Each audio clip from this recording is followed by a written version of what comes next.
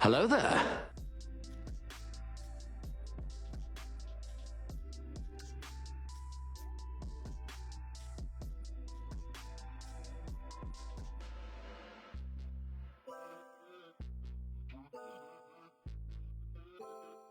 Oh, hello there!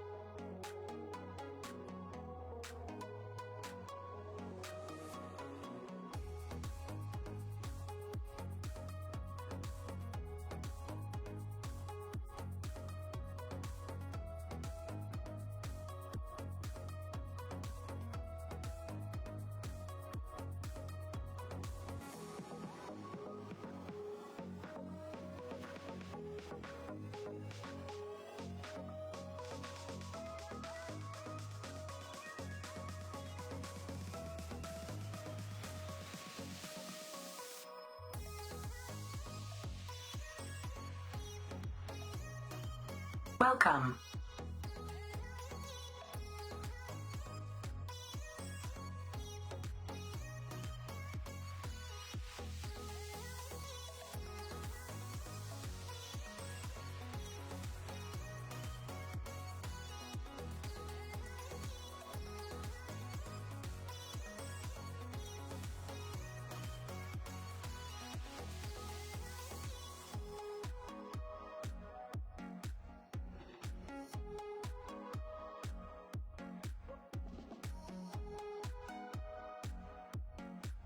Oh goodness, there goes the channel. ITT Tom just Howdy. raided with 28 pairs of eyes. Hello. Good morning, everybody. How are you doing? Interesting. We've actually had a good start to the morning. So far, so good. I just had my bot crash, so hey, it's great. It's a good start. No, I've actually a little bit behind today because OBS decided to do something really weird today, so my chat is temporarily invisible. Yeah, it's about that kind of day. So, that kind of threw me for a moment because if my bot died, then that would mean that I cannot see what you guys are saying. So give me just a moment and then I'll welcome all the people in because, yeah, that's one of those days. Must be Monday. It's a Monday kind of day, right? Right, check. Give me a window I can deal with. And then I can say hello to people because, you know, that's kind of important. All right, Raiders. Good morning, Fantastic Sherlock Fox. Good morning, Jay. Welcome, welcome. Good to see you guys. And it looks like my camera went way the dodo. That's interesting. I see it on one screen, and then I don't see it on the other. Oh, that's because it went live. Aha. That would help. Okay. My voice just went out. Oh, surprise, surprise. This is going to be one of the most interesting days. Excuse me. And the camera software closed to me. All right. So, a very Hello. I'm gonna grab a coffee. I'm gonna...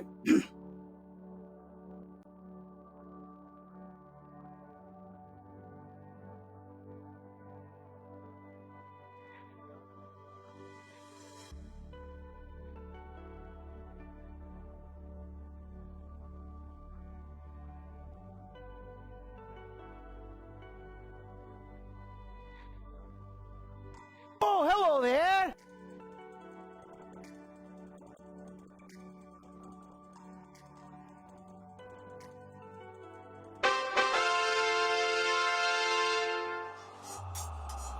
Alright, welcome on in for a Champion of the Hill, and I will get to it as soon as Hello. the thing. The thing with the word and the stuff. Yes. That. Alright. So, here. Very, very strange start to my day, so I'm not entirely sure how it's going to go from here. It's one of those days. Instruction. Maybe.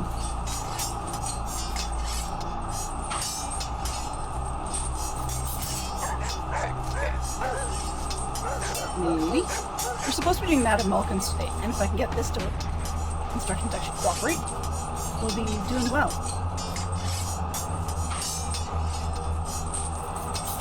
Alright, do I have desk? Maybe, kind of, sort of. It's not showing too much of me, but not too much of the tablet. Okay, we're good. Wow. I will do my best, but you may have parts of today where you don't hear me too well, and that's going to have to be the way it is.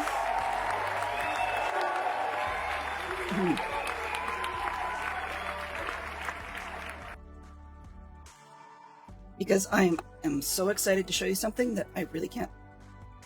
For this, we're going to have coffee for free.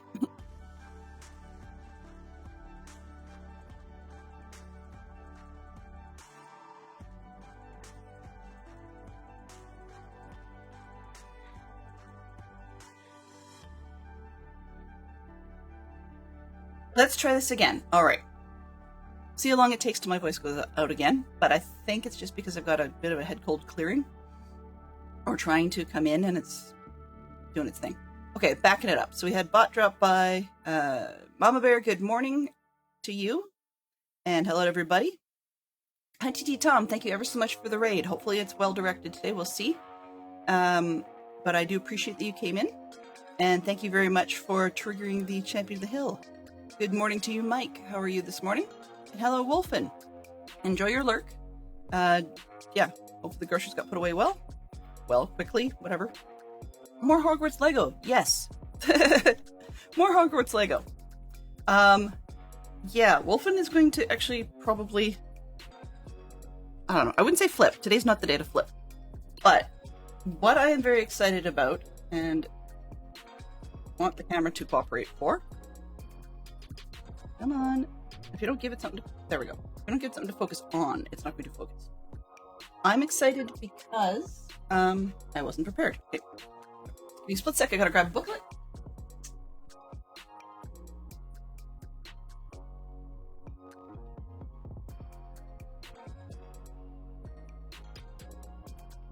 I have a treat for me.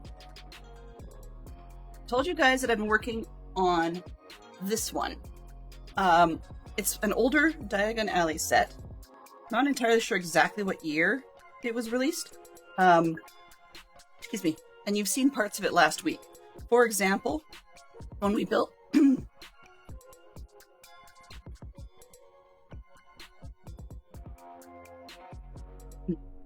when we built all of...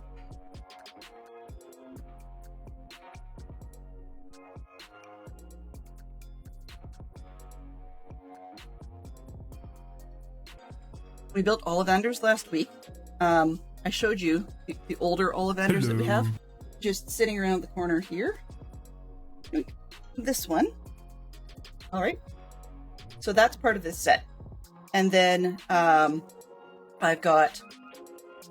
Oops, and I dropped the wand somewhere on the floor. Surprise. that's where everything goes. So I've built this one as well. It's the Borgin and Burks. I might want to remodel for to add a new piece to it, but I have to build the other new piece as is first. But this one, I've been working for months. We've been got one of Fantastic Sherlock Fox's co-workers was moving at the time to the UK. She's since moved back, but anyways, so her daughter was done with her Lego and was going off to college and didn't really want it anymore. And her mum could have moved it, or she tried to sell it, which was great. But this one she couldn't sell because she didn't have the Gringotts Bank. So she certainly didn't have that. So I've been at our local Lego shop, you know, trying to find all the parts, right? Like we've got probably less than that's this much of the bag at the bottom.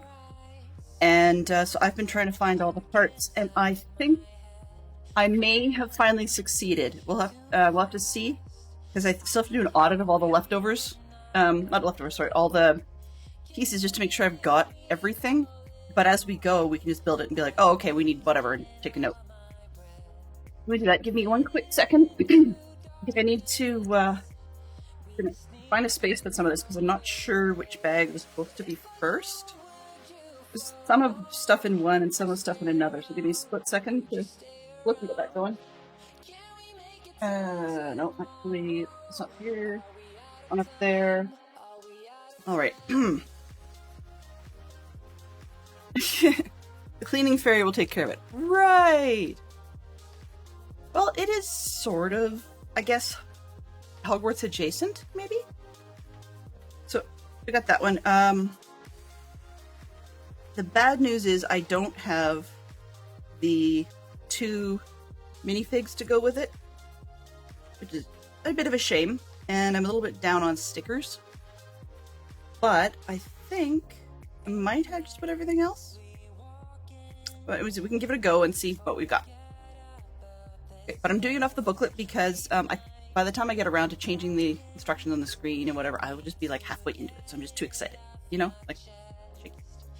But I'm gonna grab one more coffee and then make one more coffee sip, and I'll be right back.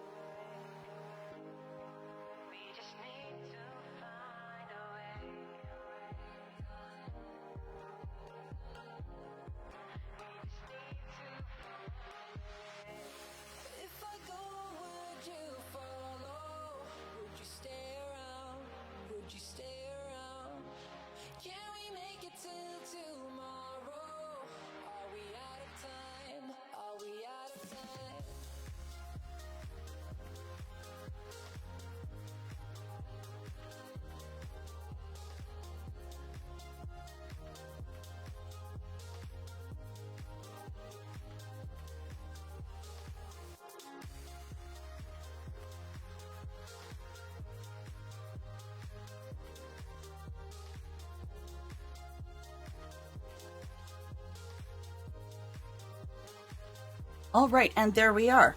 So, what you missed on today's stream was... Just kidding, I can't do that. And yes, it sounds like the throat thing was rigged. It's really not. I really do have a bad cold. But no, the truth of the story... I just couldn't keep it. The truth of the story is... The bags are still here. Okay. My kids and I went to our local brick shop. Our local used Lego store. The reason I can't call it the other thing is because we follow a streamer that's called that. Went to the used Lego store this past weekend, and yesterday actually. And I went in. First thing that happened was we were looking around at stuff for the kids, and you know, they like to look at things, and then when they're done looking, we're generally done with the shop. But I figured I'd get, you know, a few more pieces, because this took me 2 or 3 hours, I think. one week to get that much. So I figured I'd just dig in one of the white bins and start looking for a few more of the pieces. So that was my plan, but I always perused the shelves first, and I was quite excited because first thing that came up, not this, but first thing that came up was I've seen, I'm going to move these. I don't want to break it because I really don't want to have to put it together for the third time. I'll show you the inside. Ooh, forgot that it came with money. Aha, that would have been more expensive. Anyway. Okay, so first thing that caught my eye was this one, which is an older Quidditch themed set. And the reason I wanted the older one is because since this one, they've always had smaller ones and references to Quidditch without actually being like a full height. I've seen plenty of people on Rebrickables and stuff that have taken this set and added, like, built bleachers in between and replicated the rings so they have a full court. And then you can actually have a few more characters and play, just for fun. Play set with it or whatever.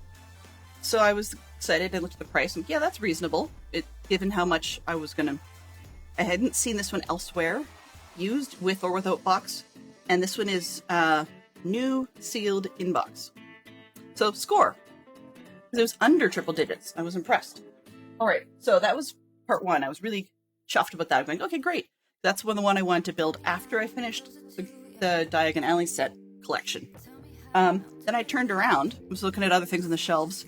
I went to look at the table that they have where people sort their bulk Lego and stuff, and often where they have sets that are in progress or somebody's sold a portion of it and it's usually broken, but you want that section or whatever it is, and it's not priced at that point. And I spotted the bank. Oh, then I tipped it over, so things fell out. But I spotted the bank, and I thought, okay, this is crazy, where's the rest of it? I walked all around the store, didn't see it, no luck. It was closed up, so I dropped the chandelier by mistake when I did that. Let me just put that back in. There we go.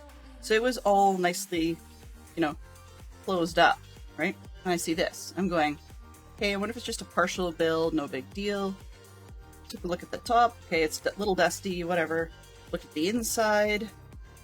Went, okay, what do they want for this? And you can see where I knocked one of the torches on the side.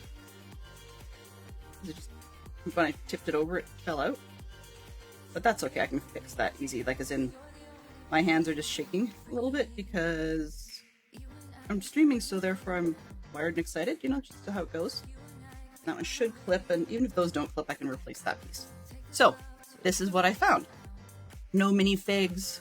I was actually quite surprised. I didn't know till now that it came with any money. That's one that I was going to have to buy. And it was complete, and I said, okay guys, at the counter, what's the deal with this one? They said, oh, somebody dropped it off or whatever, they want to sell it. I said, well, okay, what's it going for? And they said, we just haven't bothered to price it yet. I said, well, I'm kind of interested in this one. They said, well, don't you want the rest of the set? I mean, we're kind of hoping we can get the rest of the set and price it all together. And I said, well, I'm not selling, but I have the other two buildings and most of the minifigs. They said, okay. So they looked it up on the net, and according to what they found, the entire set in Canadian dollars, in what they felt was a reasonable condition, matching everything else, was like probably about $400 Canadian. So I thought, okay, well, even at that price, that would have been like more than I would ever spend to buy the original set anyways. So I was quite surprised or pleased with how much that we were getting. Hello? So I asked them, and they sold it for probably less than the amount in, not much, but less than the amount in parts. And I've got like the original stickers inside. You can start to see like there's a guy thing in here, there's a guy on this side. There's no printed tell here. I can't remember what that was for. But then on the outside, like I've got the original sticker on the front. It's all one piece to say Gringotts Bank. And yeah, so that's good. And the vault, I think, opens. I'm just going to leave the torch aside because it keeps falling off. So the vault opens, and it's got, oh, that's where the coin came from. It's got a couple of gold coins in there, and a little piece of like crystal on a table. And they said, $20. That's in Canadian, so of course definitely less than the American. So yeah, we're talking like 15-ish, maybe 16, yes, American. Steel, of course, totally. Why not? So I did. I mean, it's a little dusty and stuff, but if you've seen my other ones, the rest of the set's all dusty too. So the only thing I think I'm missing is on the front here. Actually, it's technically the back corner.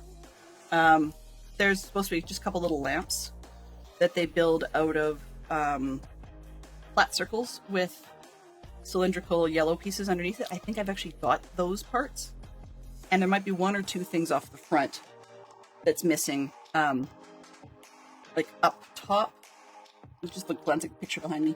Up top, there's a little bit of flat work up in here to redo and finish up. But that's it. Done. So that totally blew my mind. I'm like, I've been spending months off and on every time we go with the kids, and about 2 days of like time, 2 days where I went for myself and spent an entire afternoon to get as far as I did in all those parts. And I was still short, not counting the minifigures, still short probably about 400 pieces. So yeah, and I'm pretty sure that what's missing here I actually do have. So I'm happy over the moon. That's why I didn't put it on the subject line, because yeah, I thought about messing with you guys and starting to build part of it, and then I'm like, nah, I can't do it. I can't do it. I'm too excited. All right, so let me move this into the side. Now I have to find a space for it. There's a problem. So, in summary, long story short. Okay? Yes, I know. I've talked about it too many times. So, this one is an Ollivanders that technically we replaced last week. I still haven't decided what I'm going to do with it. I think I can repurpose probably this shop, because it's roughly the correct scale for the new one, and make it into like a different shop in Diagon Alley of my choice, whatever. This one is probably going to start sort of an off-the-side Nocturne Alley piece, which will go with the recent gift with purchase, wherever I put it. It's in the room somewhere. But I've got the recent gift with purchase, which is the Flue Powder Network Fireplace, and it comes with its own Borgin and Burke sign and so on. So that will probably go with this somehow. I'm not quite sure. And then now I have the central piece that I need, but I've also thought that I have enough pieces of this central one that I could actually keep it hinged open for the full width, and then potentially rebuild these sections going back, so that I actually have sort of like a bigger depth to it. But we'll have to see. That's a whole different project, because I've never done my own creation monsterization before, so that'll be different. Okay, on to the real show, the main show. So today's project is, for real, Madame Malkin's. And I think I finally caught it, so my voice is not going to go in and out on me, but that was not a trick. It was convenient in some ways, but it was not actually a trick. I really couldn't say hello to you guys. And it was even worse. It's part of why I'm a couple minutes late starting, even after I got the starting screen going, was just that that I really was actually having that much trouble talking. Okay, so I think we said hello to everybody. I know I didn't say good morning to Minx, Nevada. I do apologize for that. Welcome on in. So yes, for real, it is real Hogwarts Lego, but you can probably glance up while you're cleaning if you need to. All right. So yeah, it's not a full Gringotts today. You're getting ideas. Uh-oh. That's not good. Zach, welcome on in. Canadian dollars has like 50. No, not quite. Let's see, can I can't do it in here. I don't have a currency conversion. I have a converter for a lot of different things, but not currency, because the conversion rate shifts.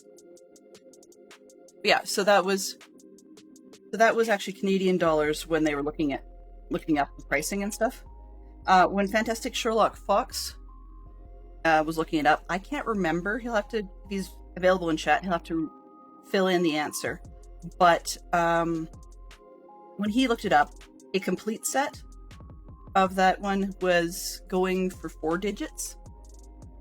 we're not talking, 2 with a decimal.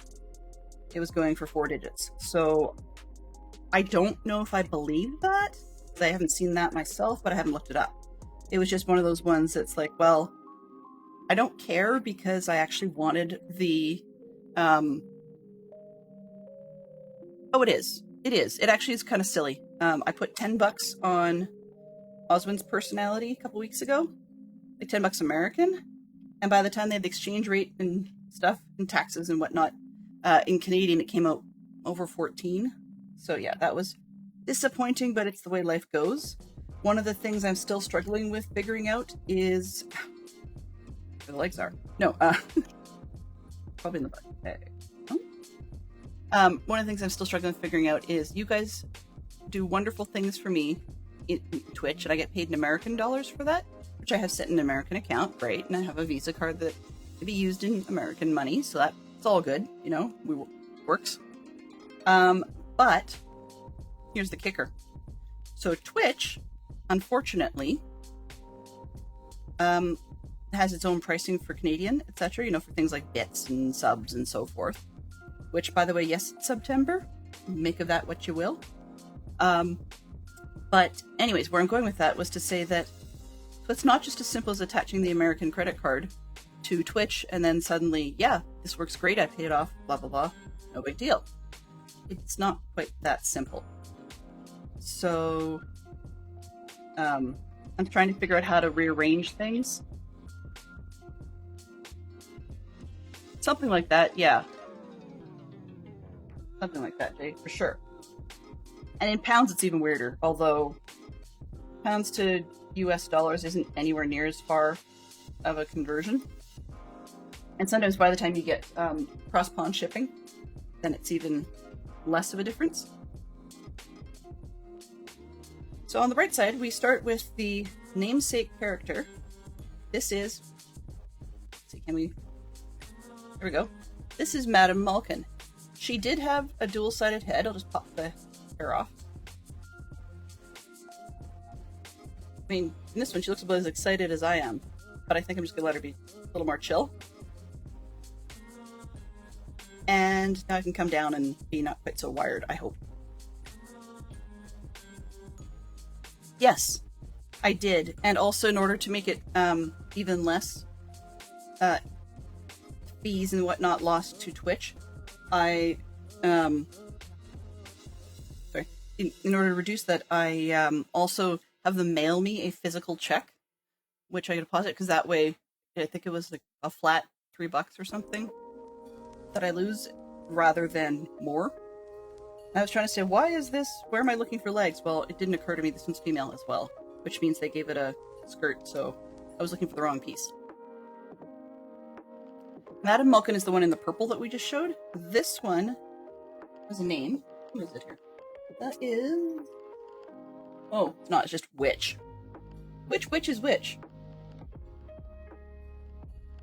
So they could be anywhere and anything, and for some unknown reason, aside from having the same face option in tan, let's make her super cheered, I guess. Why not? Aside from that, then they gave her flowers, and I don't understand why, but I'm not gonna argue. There's an awful lot of people in the Harry Potter world, both in LEGO and in the books described, that have black hair, and I don't get quite why black hair was so prevalent, because, I mean, in the non-magical world, black-haired individuals are... Well, they're common, but they're not nearly as much as one would think. Blondes are quite common, but that's just because blonde is technically the hair, or what's it, the genetics that where you don't have hair coloring. Yeah, but that makes no sense when I say it that way. So it probably will continue to make no sense. I'm just going to finish her flowers. I'm not going to give them a wand. The usual caveats about me losing things apply. So we had Geek Out was Pop Culture Party Movies, 6 films in which a scene takes place on an airplane. Fantastic Sherlock Fox got Notting Hill and Airplane. Air Force One, yeah. The other two I can think of is Samuel Jackson with his wonderful Snakes on a Plane, wonderful sarcasm intended, as well as I can say Home Alone, and oh, I had another one on the tip of my tongue. Sully, I think is the one about Sullenberger that landed on the Hudson River. Castaway. I'm sure there's a ton more. I'll remember later which one I thought about earlier. Yes, it's a recessive gene, but weirdly enough, it's a recessive gene that's actually more dominant than red hair, which is kind of odd in that respect. But also, blondes supposedly can dye their hair more easily than other people, simply because the blonde hair is a little more porous for that sort of thing. The exception being, apparently, we have difficulty keeping our hair dyed red. Because from what I heard, that red, I guess the hair dyes they use, has a larger color molecule, and so it doesn't fit in as easily. The audio does cut in and out a little bit. Also, this particular track, I've had it a couple of times, and it does sound crackly. That's part of the point of the track.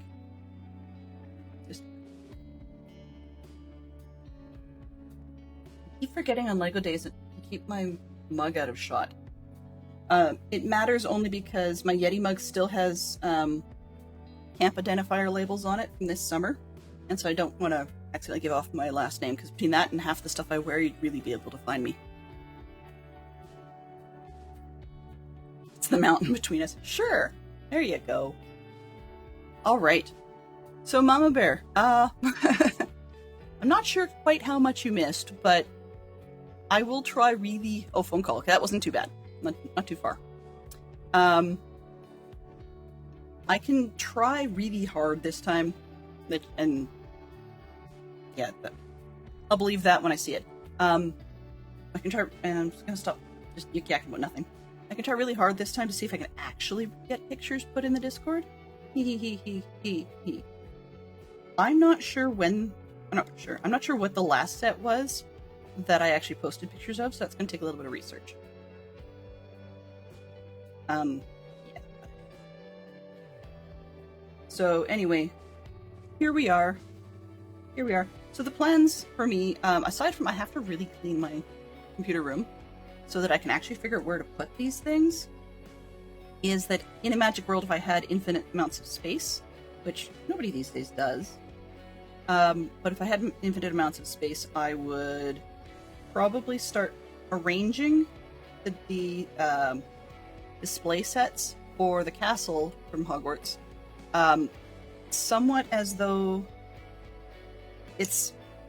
I still like keeping them kind of as sets, which is part of this whole, like, not monsterizing things. But I would, like, try to keep them... If space were no object, I would try to keep them such a way that they could look a little bit like an exploded diagram of things going on in Hogwarts, for like effort reduction. But I don't have that much space, and I don't intend to make one massive Hogwarts out of it, even though the sets I have were designed so that you could. Some of them are from the earlier 2018 to... Shoot, I can't remember, 18 to 22 or something, but I've been through 2 rounds of the LEGO releasing... This one? That one. Oh, more. LEGO releasing parts of the Hogwarts castle that are meant to be modularized together. And the thing is, because it's been 2 different rounds, that's why I have multiple different sort of versions of the same story, same set pieces.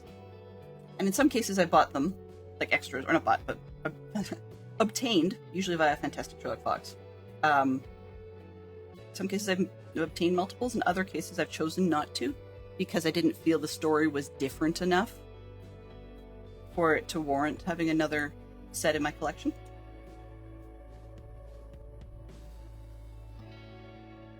Okay.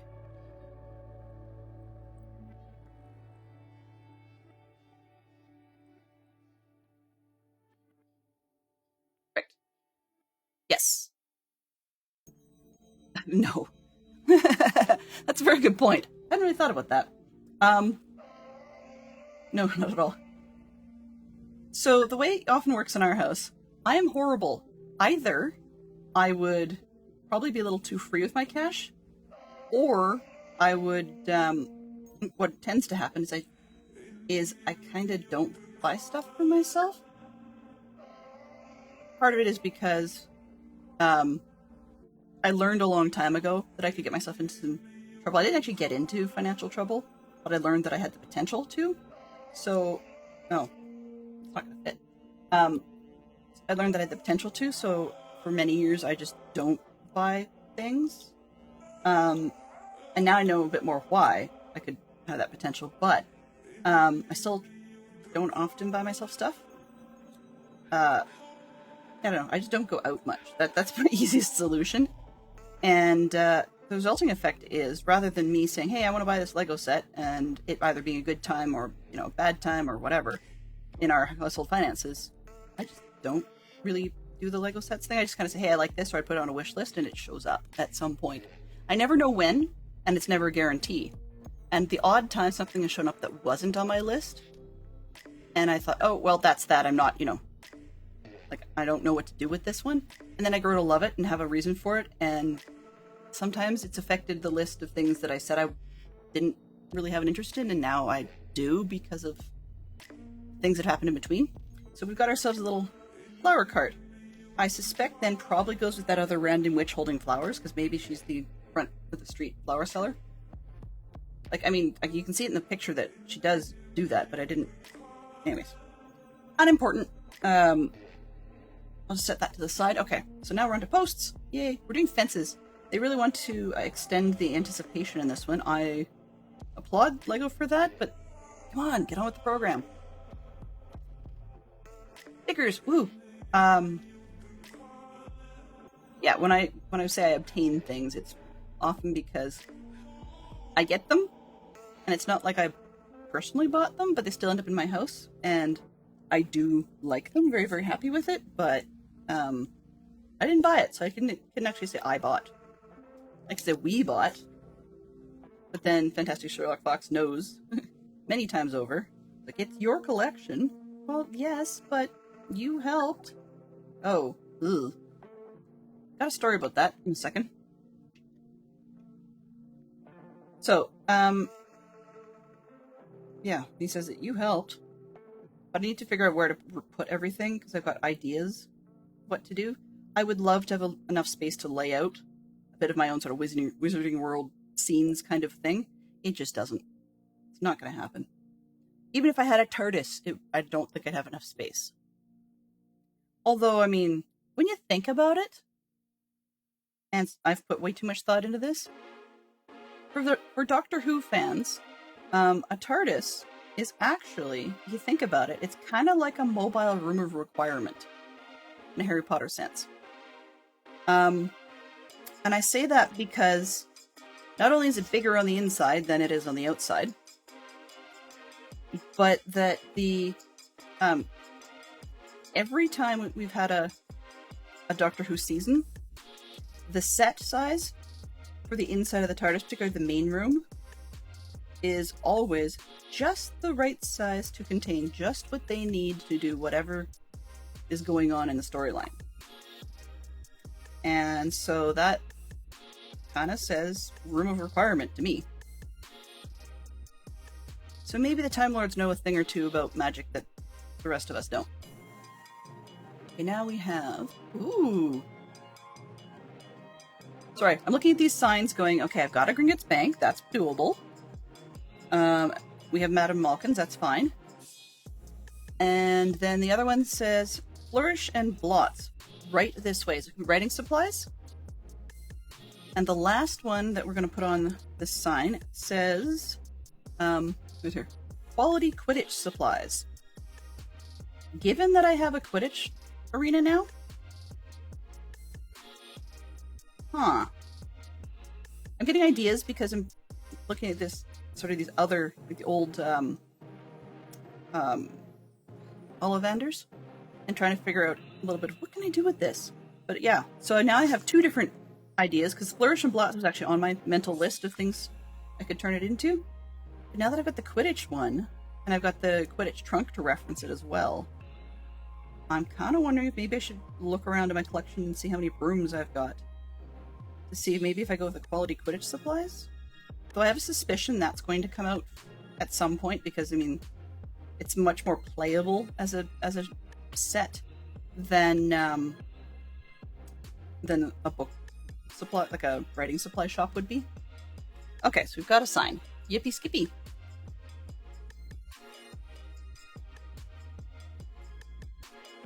Whoa. So I have to read back. I just caught Osmond's comment. Doesn't the bottom bit need to go up so they're interconnected? I don't think this one does, but the top one interconnects in between the Gringotts Bank ones. Like that. There we go. Ignore last message. No worries.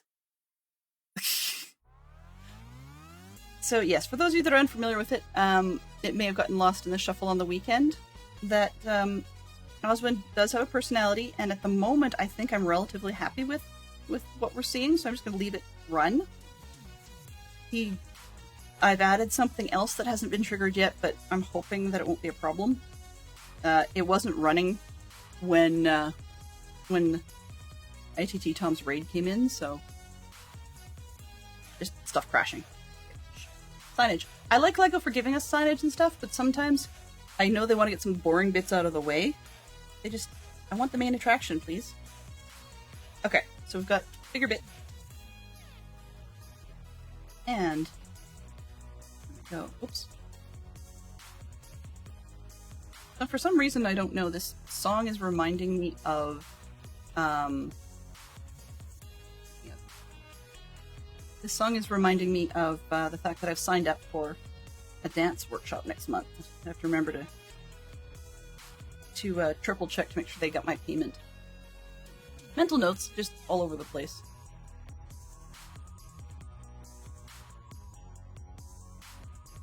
As you guys can tell, yeah, Osmond can sort of talk. And there was some weirdness last week, and I was really wound up about it. But I think I got most of that ironed out.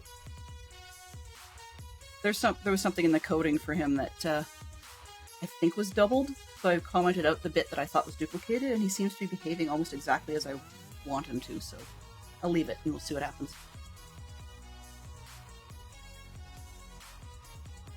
I think we're on the front step, or is it, as some of the Americans might say, stoop? I guess you don't really have a stoop on a shop, do you? Now that I think about it. Technically everywhere has a front step, because even if there's only one door, you go in and out, so it's sort of by necessity the front.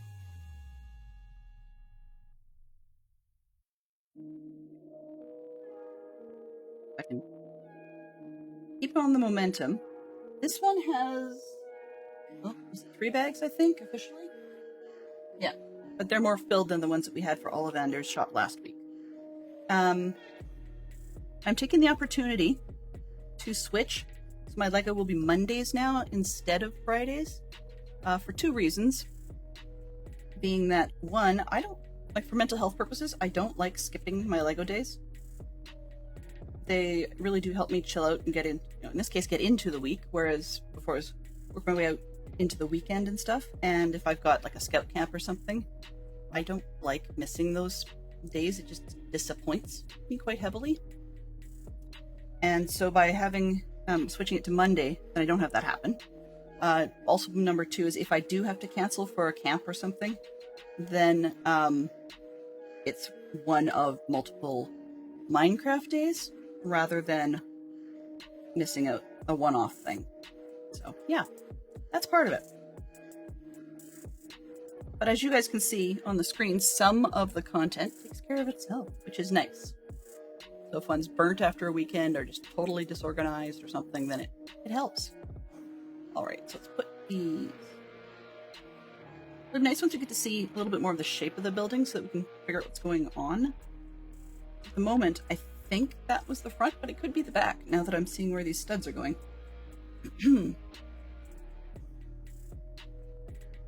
My voice is threatening to make me need more coffee just because it's wet. Oh.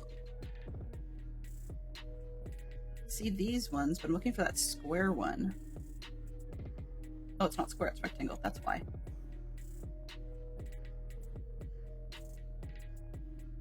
Okay, so just as I go to grab a brick separator, I'm derailing on purpose. This was included in the set released within the last few months. This orange one, aside from me not liking orange. And these ones I've had for a while. Actually, I have quite a number of them. I tend to prefer the teal ones anyways. But someone had posted on one of our other, the Discord for one of our other fine streamer friends, a picture of these orange ones as for buying them separate. And it actually said that the part had been discontinued and retired. So they had retired the orange ones. And so it was kind of amusing to me to see that last night on the Discord, and then this morning open up a bag and there is one right there. So it goes in the collection. I had just a few, and these are the ones that are mine, as in the sets I've got. You don't count any of the ones from my husband's co-worker, nor do they count any of the ones that have come in my kids' Lego sets. These are just the ones I've got, and that's why I picked this up, because I made a boo-boo and misplaced a few parts that I just can't grab with my fingernails. There we go. This is a very heavy space song. There we go. Sorry. His current song title, it's not going to show well on screen, so it's blocking things. The song is called Safe. The artist is called Cushy. Sorry, I shouldn't be that amused by it, but yeah, I'm amused by that. It's, safe and cushy. Wait, is Della's team Zerk? What? Oh, no orange. I don't like the orange ones, because, weirdly enough, it's just a strange shade of orange. I find it too bright. Yeah, there was actually, oddly enough, PP Zerk, there really was some consideration in that originally when I started doing Lego on stream for Zerk. But it's actually, like, I didn't really like them anyways, but because I had some of the ones that didn't work. The other part of it is, I don't like admitting to making mistakes, so having one of these sitting on stream, to me, was just less of an attractor, saying, yes, you got it in case of mistakes. But the orange just stood out. And initially, actually, I still have. I've tried all sorts of colors underneath this now. And so, for this one, we've got, currently it's one of those self-healing, I think it's Ulfa mat or something like that. One of those cutting mats for crafts. And I, using the backside of it. Jade uses hers for all sorts of things. Maribel Jade. And so therefore, she doesn't use the back side when she's doing her Lego. She uses the sort of normal front side. But yeah, I haven't had to use mine for real crafts in a while. Just, gotta love ADHD. Things that you're very, very into, and you definitely do need the supplies, and I can multi-use them for all sorts of things. But yeah, I will have an obsession with and buy the right stuff that's going to last me. And then get excited enough about some other thing that the original stuff kind of gets forgotten about for a while, so you repurpose it. It is a good color because Lego doesn't actually make much in this sort of aqua green, I guess. So it does work. I was trying to go up against black, and then, Murphy's Law, that Harry Potter stuff had to have a lot of black. Woohoo! So that didn't work. Or I was doing a lot of white as well, and then we had what was it we had? The, Orient Express, that's what it was, came along, and a lot of black and a lot of dark blue, which up against a black background wasn't working too well. But yeah, I tried desk mats. There was an awfully large mouse mat from IKEA. It was black. I tried, what did I use? Cookie sheet, actually. And that one was an interesting one. Because the cookie sheet... I'm gonna go too low. Great. Oh, well, we're stuck. Okay. At least it's square. It's a little too low. but I can repeat that for the other piece, so that's fine.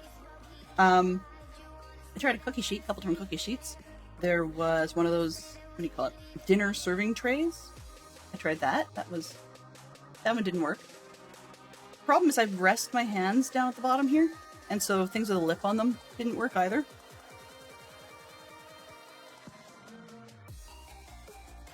So we're at this stage of the mat. However, that may change as well. Patent pending, no. TBD, to be determined, because I'm looking at swapping out my desktop. I like it, but this one's glass. It's tempered glass, which is fine. It's just, I don't have much choice for legs underneath. I've got some trestle kind of legs. And sometimes I feel like there's a little bit crowding in the room. So I've thought about switching to a wood top, because then I can screw legs on to it. The difficulty with that, though, is that, like, I can put cable management things and stuff on it, but the difficulty is that I really like the glass one, but also with the brown, the desktop, the wood one, it's a light brown, so I might still need to have... Okay, that looks about the same. A bit left-right shifted, but I don't really care as much. Yeah, it's not too bad. It's not ideal, but it's not too bad. So I'd probably end up coming back to this color matte in the end anyways. Hello and goodbye.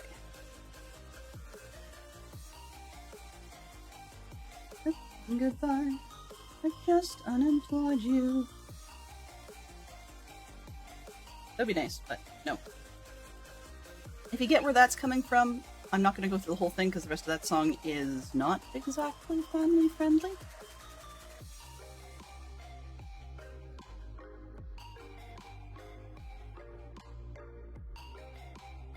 Yeah, and of course that one's got to be high. Oh well, it's the wall. Not gonna hurt anybody. Minimizing. There we go.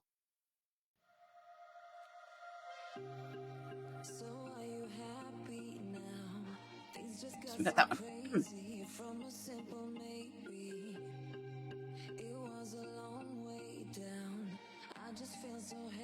I think we've had enough snakes for now. I'm gonna roll it. Fantastic Sherlock Fox is not normally a snakes person, so I was kind of surprised. Not snakes, sorry, airplanes. Am I thinking snakes because it's just snakes on a plane is all. We've got 6 again. National chain shopping mall clothing stores. It does not have to be North American. It does not have to be the US or Canadian. It can be wherever. So if someone knows some, in Europe or Australia, I'd love to hear about it. Snakes, airplanes, same thing. Yeah, some people don't like flying, some people just don't like slithering. There you go.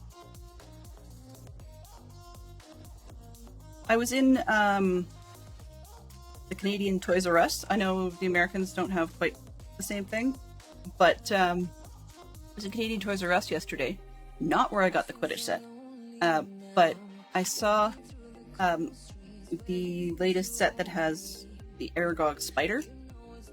As you can imagine, that was not my favorite, and I would not be joining my collection. However, I'll say it's well done, and it was a lot smaller than I'd expected. For some reason, I keep thinking that, even though it's a large spider, I keep thinking that it would be... I don't know why, but I keep thinking it'd be like black, done with a bunch of those little gray lever things, that make a bunch of little hairs. So I've seen tarantulas done that way intentionally. And I told the person, I was not a fan, but they did a good job. Like, I liked the technique. But yeah, this one was brown and had no form of texture on it. So it somehow didn't fit what I had expected.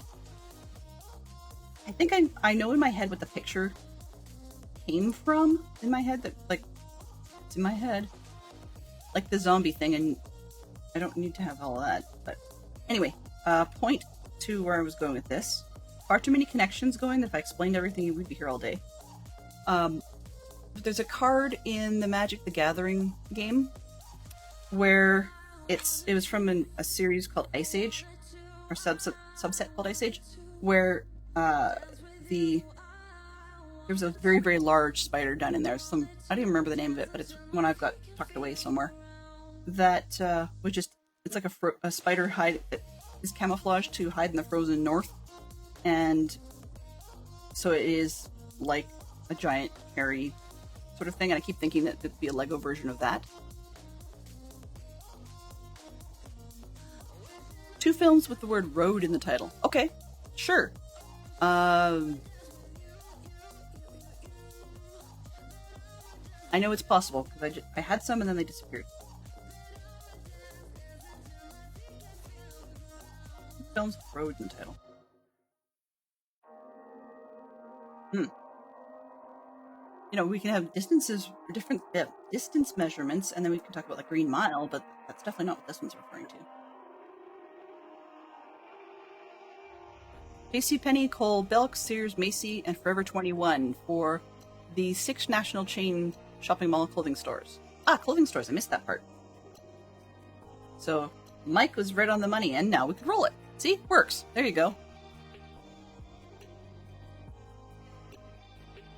Earlier, Geo. Speaking of Geo, or I briefly misread it as Go, and I was quite surprised, actually. This past week, our scout group met up with another scout group just to get used to meeting with each other. The other scout group is actually quite small, as is ours. I think they just had a tougher time dealing with what we were calling the COVID gap in membership. But in any case, they wanted to have some of the smaller groups that have difficulty, meeting group rates for offsite activities, costs and stuff, to be able to meet each other and potentially do things together. And so one of the icebreaker games we played, some people call it a warm wind blows or whatever. It's just basically you're sitting down and it says stand up if you whatever. Like, so it'd be like stand up if you're wearing red, stand up if you like cheese, those sorts of things. But it was also stand up if you have played chess or won a game of chess, I guess, and then things like that. But the one that got me surprised actually was just which youth in our group. I did not realize we had anybody who's a Go player, which is I don't know why I didn't think we did. Actually, now I do know. Turns out the youth who is a Go player wasn't with our group the last time we had a gaming day. That explains it. But anyways, I didn't expect them to come up, but apparently the other leader, they were working with that as one of their group travel games, so that they could actually have some things in stock for when they have to go on long trips and share busing and stuff like that, and just so that they could do that. And also, Go is known for being probably one of the most complicated games on the planet to get good at. To simply know how to play, what I understand, is fairly simple. They managed to easily explain it in our local science center. But the context for them using it in the local context for them using it in the local science center had the same problem I had last time. But had to do with the fact that because it's such a complicated game, to do well, it's sort of like you have chess masters, there are Go masters. Differently. When all else fails, think outside the box. Fantastic Sherlock Fox has played... Yeah. Fantastic Sherlock Fox has played Go, and I've played Go, actually, as a result of his playing Go. Okay, so that will go in a corner, and that will go in a corner. But, okay, the complexity of it made it worthwhile talking about at the Science Center because the Science Center's display this time around when we visited was talking about artificial intelligence. Yeah. And trying to teach computers to think ahead, so to problem solve, I guess was the context. Okay, so if I put this one on top, big if,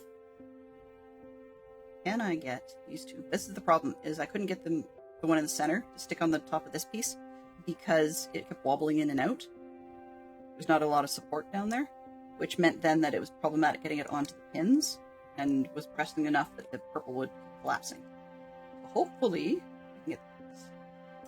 Yeah, it's not going to fit both, so what did I do wrong? Well, I can tell myself one thing I did wrong. It's not supposed to fit right on top, because, you know, we're staring at the instruction that tells us to do it differently, and I didn't.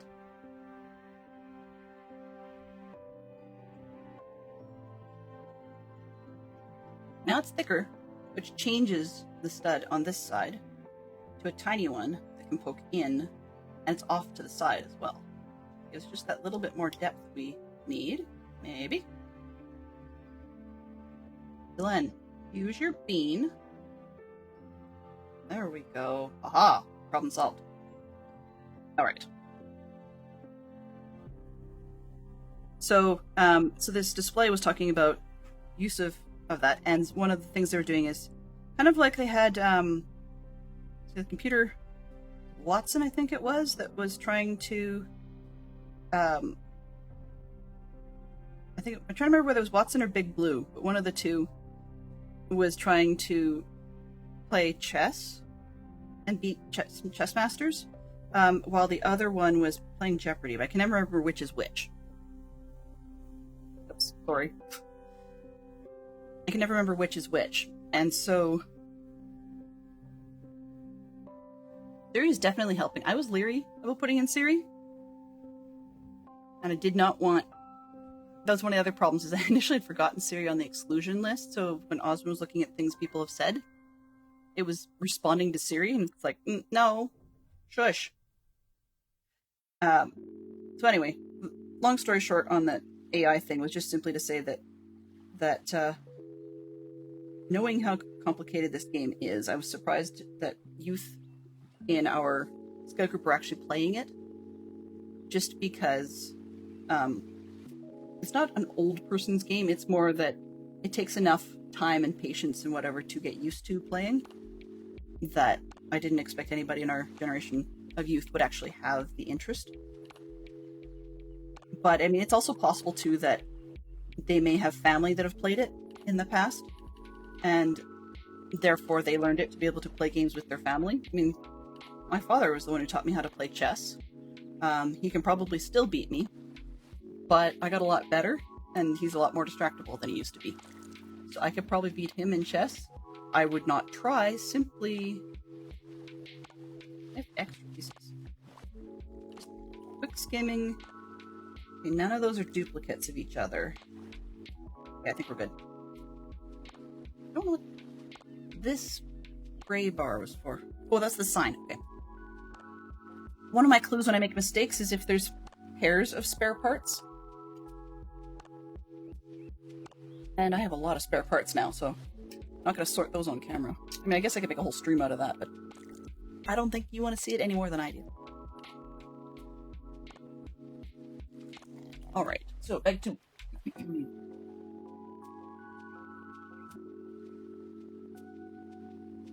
This bag has more air in it than steps do.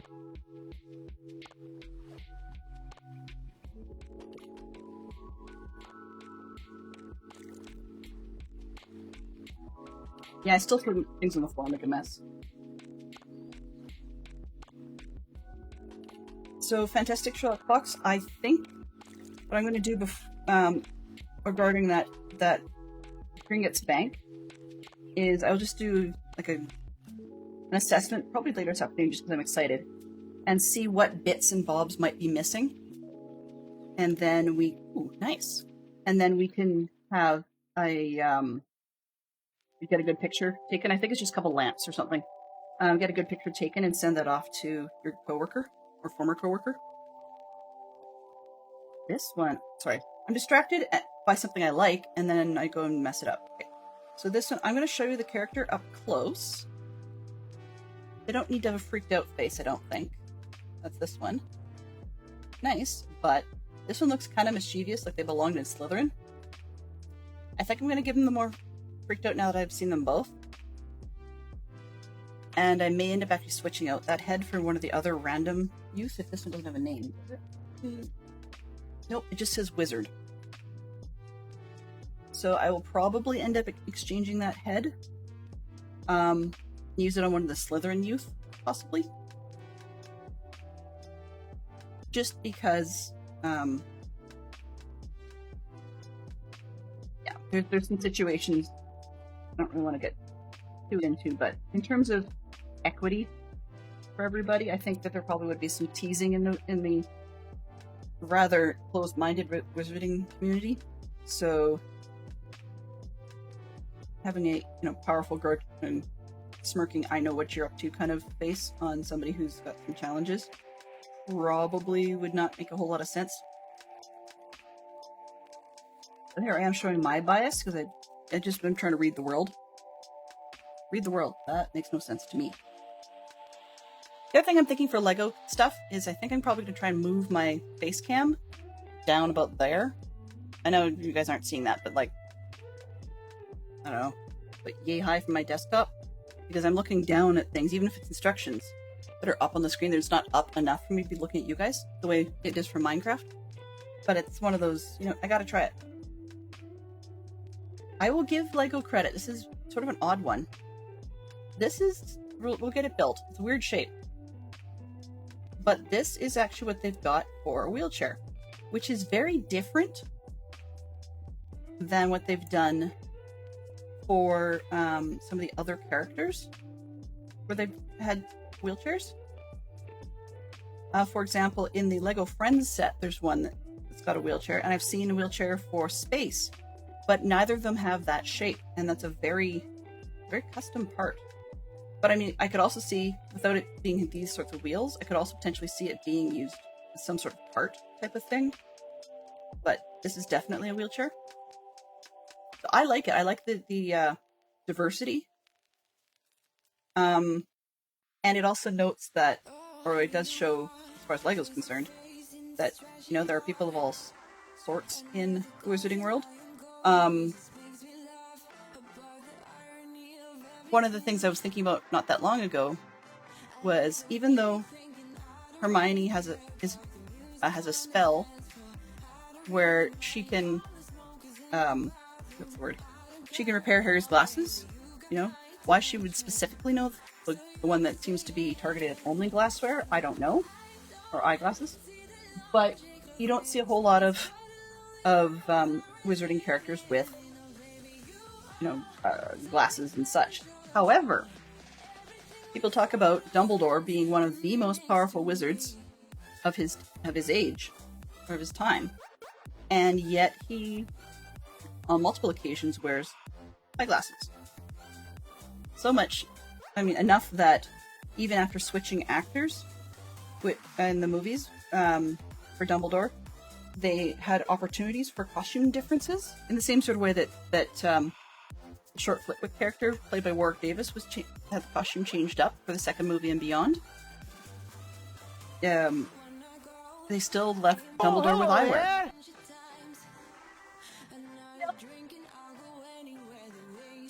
I don't know if they're bifocals due to age, or if they're what do you call them? Half eyes, some people call them. More so for close-up reading or something like that. Readers, I guess. Like, I do wonder, but the point that I'm making here is that if one could just magic away something like that, then books and the movies probably would have. But they didn't. So my assumption on that one is that's not something that the Wizarding World can or finds ethical to magic away, which suggests then that they may have a similar view on physical challenges, hence the wheelchair. On the other hand, I also suspect, and means the guy had a wand, that maybe, aside from Lego being more inclusive, I suspect it also might be a wheelchair where you could actually use magic to control it, sort of like a electric wheelchair.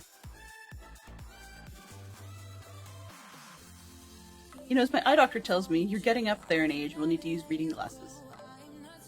Yeah, I use glasses all the time, but it's because of eye strain. However, the longer I have gone on using them, the more I recognize when I take it off. as in the eye strain for the day kicks in sooner. But I think I've got eye strain with due to astigmatism or something along those lines. The weird part is one of my parents is nearsighted and the other one was farsighted, but then of course as they age, that's shifting, and I can't remember which direction is which. Which direction is actually seeing it.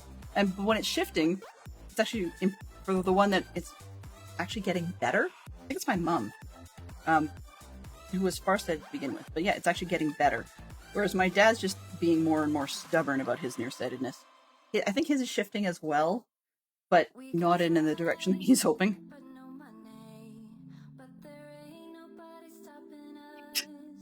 Cross-eyed. Not quite. But you would think that that's a possibility. It's, my brother was really, really envious, because for years, I could get away without glasses, and for a long time, I could see the 20/20, even though by today's measurement, I probably had issues my whole life. Meaning, like, they can actually look at your eyeball and measure shapes and stuff now differently. But because I could see 20/20, it didn't matter, and I never had glasses as a kid. And then Fantastic Sherlock Fox and I got together, actually the first time I had glasses. And it was just after that, I think, was when we got together. And I had glasses for a while, when they said that, hey, you shouldn't take them off, and because of the eye strain, you should wear them all day. Well, yeah, that was not happening. And somewhere along the line, I didn't wear them often enough, and then so I misplaced them, and then at one point I decided I wasn't going to wear them at all, and whatever. Yeah, so I misplaced them entirely, and by the time we moved a couple of times and stuff, I had no idea what happened to them. Somewhere, maybe, in some dark box somewhere that managed to survive the moves, there might be a random pair of glasses. It's not the right prescription now, but if I ever find them, I like the frames. And they're more traditional frames, with actually like a fully metal edge, whereas these ones are not. They're only, as you can see, they're only the top half as metal, and the bottom is fish wire, which is not good, because, excuse me, itch nose. I'm streaming, therefore I'm itchy. Isn't that how it goes? But yeah, it's just because...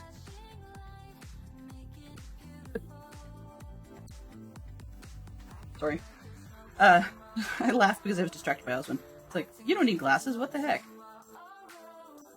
Where am I here? But, yeah. So now I have glasses, and I wear them a lot. And I have prescription ones for camp. Fantastic Sherlock Fox seems to be our guinea pig in the household as far as glasses eyewear goes. And I used to wear contacts, but I was wearing them long enough through the day that it wasn't the smartest plan. I also couldn't wear the contacts for camp, which is kind of the point for me, so I don't have to keep switching glasses. But Fantastic Sherlock Fox, being our bit of a household guinea pig in the eyewear department, has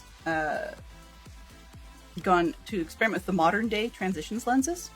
You can now do different things with them. I'm not sure what else off the top of my head is part of his prescription, like whether or not he's got no line multifocals or bifocals or whatever it is. I suspect something like that, but I can't recall at the moment. But anyways, with that, he makes me think that sometimes if all goes well, because my prescription itself doesn't change a whole lot right now, and so I'm using the same, like, it's been 2 rounds or possibly 3 for the same glasses, that we had thought, okay, in that rate, it was worth getting prescription ones, and I did. But now that I'm using them a lot, I could keep those for driving and potentially go for transitions for just about everything else. That would be kind of handy. But we'll have to see. Because his were not exactly inexpensive. That was part of it too, was that since I didn't have to get eyewear, then we were able to, justify spending the rather ridiculous amount of money on his glasses to get exactly what he needs. Because on the bright side, no puns intended, the eyewear doesn't change as much these days. In the transitions lenses don't tend to change when you take a photograph as much as the stereotype is that they used to. My brother's had eyewear since he was little, and initially they thought he had like a lazy eye, but there was something else going on. Anyways, so he was always envied the fact that I didn't have to wear glasses, and there was a bit of a haha, now you're one of us, when I was the last of my family of 4 to actually get daily glasses.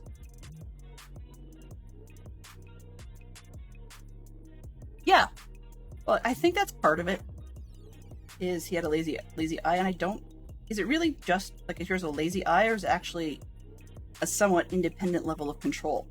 The reason I ask that is because that's a Fantastic Sherlock Fox hat, is partly what he has, so that he's actually had, you know, surgery and training and all those things.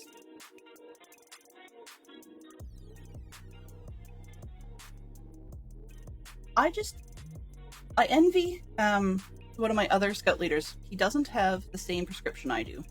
Yay. But, like, as in he's got something different wrong with his. But he was actually able to get contacts where you can...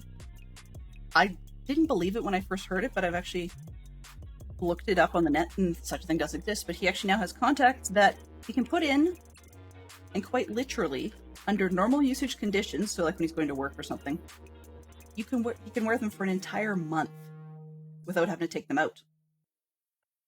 I would start to be worried that, you know, kind of like earrings and stuff, if you don't take them out, your skin can start to grow onto them, which is kind of bizarre.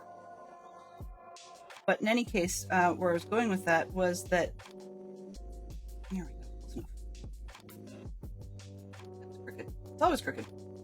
But he's got them in for... I can have them for a month. So when we went for a week-long jamboree this summer, he just had like a cheap Walmart $25 or whatever pair of sunglasses. And yes, it's $25 Canadian, so we're talking, well, 20 or less American, set of Walmart sunglasses. They were like Iron Man ones. They weren't totally ugly, but he just put a pair of contacts in before he left, like a new set, and that was that. We didn't have to worry about it. I mean, he's done that for other camps too. We can even have ones with like very smoky campfires, and he's fine. And I envy that, because not only does smoke irritate my eyes, but just being able to wear contacts all weekend at a camp and not have to take them out is... I would love to do that, because the idea of wearing glasses all weekend is just annoying, particularly when you're going in and out of buildings and have to switch and switch. Ooh, switch and switch and switch. But also the idea of taking them out at a camp, or contacts out, bothers me. Not that the whole sticking your finger in your eye thing isn't weird, but I got past that when I used to wear contacts. That doesn't faze me. It's the notion that you can clean your hands as much as you like, but I would just never really fully trust them to be clean enough for sticking in your eye purposes from a camp. You know, if you miss a little bit when you're making or making or eating food, you know, clean it a lot, but there's something that got stuck somewhere or whatever under your fingernail or whatever, then you could trust that, right? As in, your system is partially designed to handle that. That's part of what your stomach acid does. It's help kill germs. And so that, you know, I can manage that. I'm not a total germaphobe at camp. I just don't want to be sticking them in my eye. So that's part of why I envy him, is you can do it when your hands are clean before you leave for camp, and then you're good for the whole weekend. So that's why I envy it. Whole weekend, whole week, whatever. And then he can decide when he gets back, you know, if he had enough scuzz from campfires or whatever, to need to switch it up. So sometimes he'll keep one of his sets that he's used and switch them early if he knows camps are coming up, and then save those to put back in just before he goes out to camp, so he's sort of ruined a set, or he started at the edge of it if he doesn't think it's going to be all that messy. Ah, yes. Sounds about right, Mike.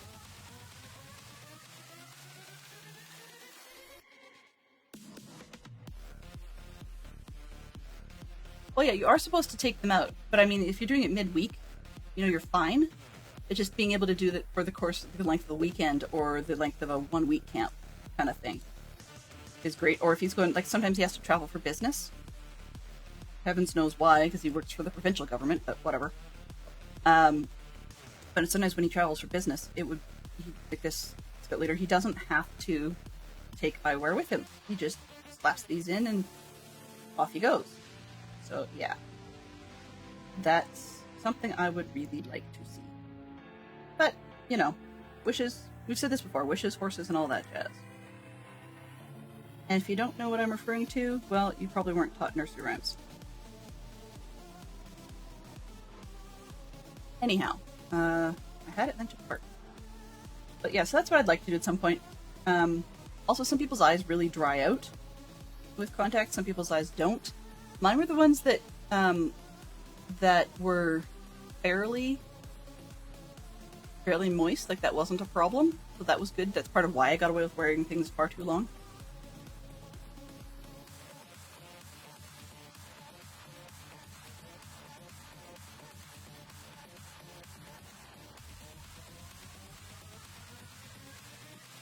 But the thing is, with it moisturizing and stuff, is just, that's a challenge for a lot of people. Keep their eyes moist enough. I think that's kind of neat that they were able to use them, or use the contacts as a bit of a, like when they're getting old or whatever, use them as a bit of a smoke barrier. That was kind of nice. Because I wonder if my slight reaction to campfire smoke would be as bad if I didn't have to worry about my eyes being itchy. The other reason I probably wouldn't wear them all that often is just because my eyes would get itchy and I'd want to rub, and that's just not great. Yeah. That's another part. I mean, sometimes it's where you live. 2, 4, 6, 8, everybody hydrate! Excellent plan. Everybody hydrate. So, quite literally. Water. Juice, pop. It's Monday. Okay, maybe not fizzy. Maybe not wobbly pops, but tea, coffee, water, more juice, energy drinks maybe.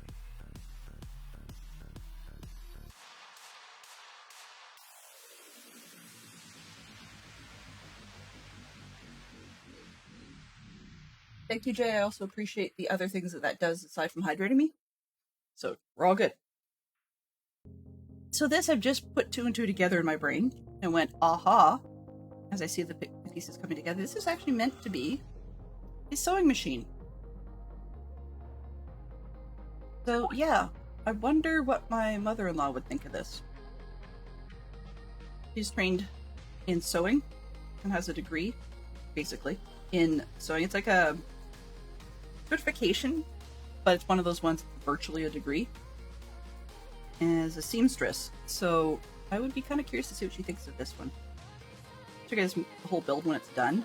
I suspect she's one of those ladies who's very, very she likes what she likes. She actually of late has decided she likes Lego. Not buying a bunch or anything like that, but just we got her some by sort of an accident, and she quite liked it and now wanted more. So I wonder what she would think of this one. For those crafty sorts, there you are. Interesting that they referenced a foot on the machine, but it's huge. Yeah, it's pretty cool. So that's one that I could probably throw together fairly quickly. I don't think I have all the parts, but I have most of them. So we do have, sometimes we have Christmas crackers that we use, at Christmas or sometimes other seasons, just because we have so many hanging around.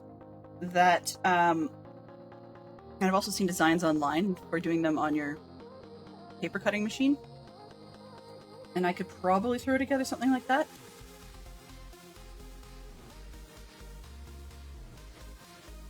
Thinking of opening crackers and the like, fantastic, in English. Yeah, I guess I'm jumping the story a little bit. That's part of the problem. My brain's going faster than my mouth, which is surprising, too, that I actually managed to have that happen. Because I talk so fast. But anyways,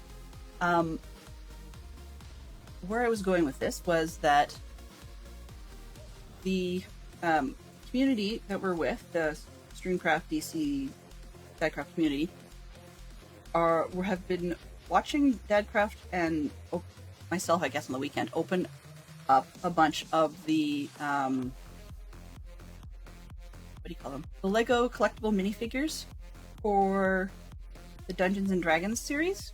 Well, I personally not really into the Dungeons and Dragons. We've been getting enough of the Lady of Pain, and which is like somebody with a weird sun-shaped, a sun-shaped helmet. And then I got another one that was, I don't know. The one I got was like a tiefling or something. This one. Okay. That's cool. I like the dragon.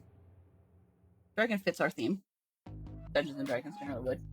But I'm just not really into the majority of it. However, Fantastic Sherlock Fox so kindly decided to help out with that, and in a positive way, by the way, rig it.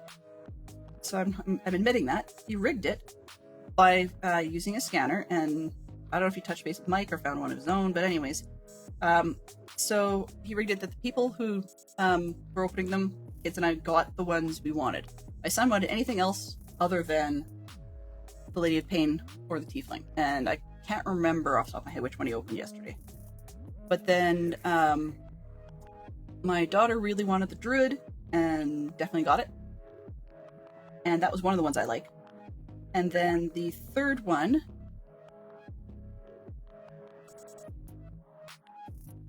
I have to ask DC if he's got the pieces parts to build one of the sewing machines. For sure. He probably does. So then my son opened up one he got, and then she got the Druid, and then the Fox ensured that I got the Witch with Cauldron. It's a named character, and there's history and backstory and whatever to it. But of course that fits really well because it could go in just about any of my Harry Potter builds as an extra character who happens to be in the neighborhood, sort of thing. So I like that. That's neat. It'll probably stay with the Dungeons and Dragons set for now, just keeping them all together. But long term, yeah, I'm stealing it. I'm absconding with it, and it's going to come and join the collection. Actually, maybe? Now I've got ideas. Maybe she might get a job as one of the proprietors of a Diagon Alley shop or a Nocturne Alley shop. Ideas. I won't remember them tomorrow, but, you know, it's fun. Yeah, he did finally get a scanner that works. It's kind of odd because only some of them were able to be scanned. The Dungeons and Dragons set we looked at, he was able to scan some of those, but he wasn't able to scan some of the more normal ones. And I think that was just whichever scanner he chose was focused on that set. So I was not able to backtrack and grab myself a noir detective or something like that. But that's no big deal because I can eventually find one of them used. I'm not in a huge rush for it anyways. The plan for the detective character, if I had got one, was it's eventually going to end up inside the remember now, inside the not the Hogwarts Express, the Orient Express train that we've got, because I long term want to make references to the Murder on the Orient Express book by Agatha Christie. My brain wanted to say Anne Perry for some reason. Total different author. Anyway. Too many things at once. Too many ideas, too many thoughts. So yeah, eventually I need to do that. I'm going to need a character to look that way. And I can always change out the head. The noir guy comes with a black and white movie head, so it's a white one with a face printed on it. And I can easily swap that out. That's not a big deal.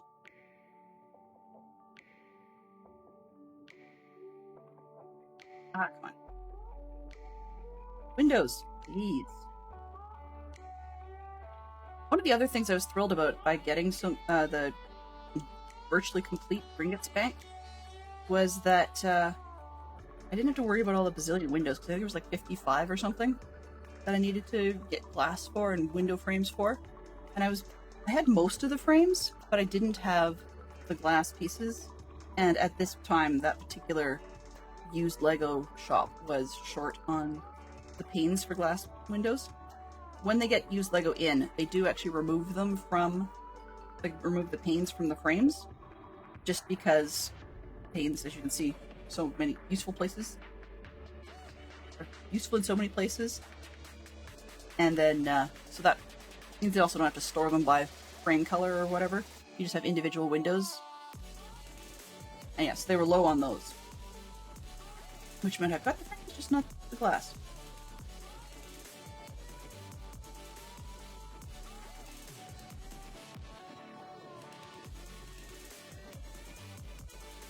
I would not be surprised, Fox, if it's also picky on lighting. And sometimes shop lighting is not the greatest.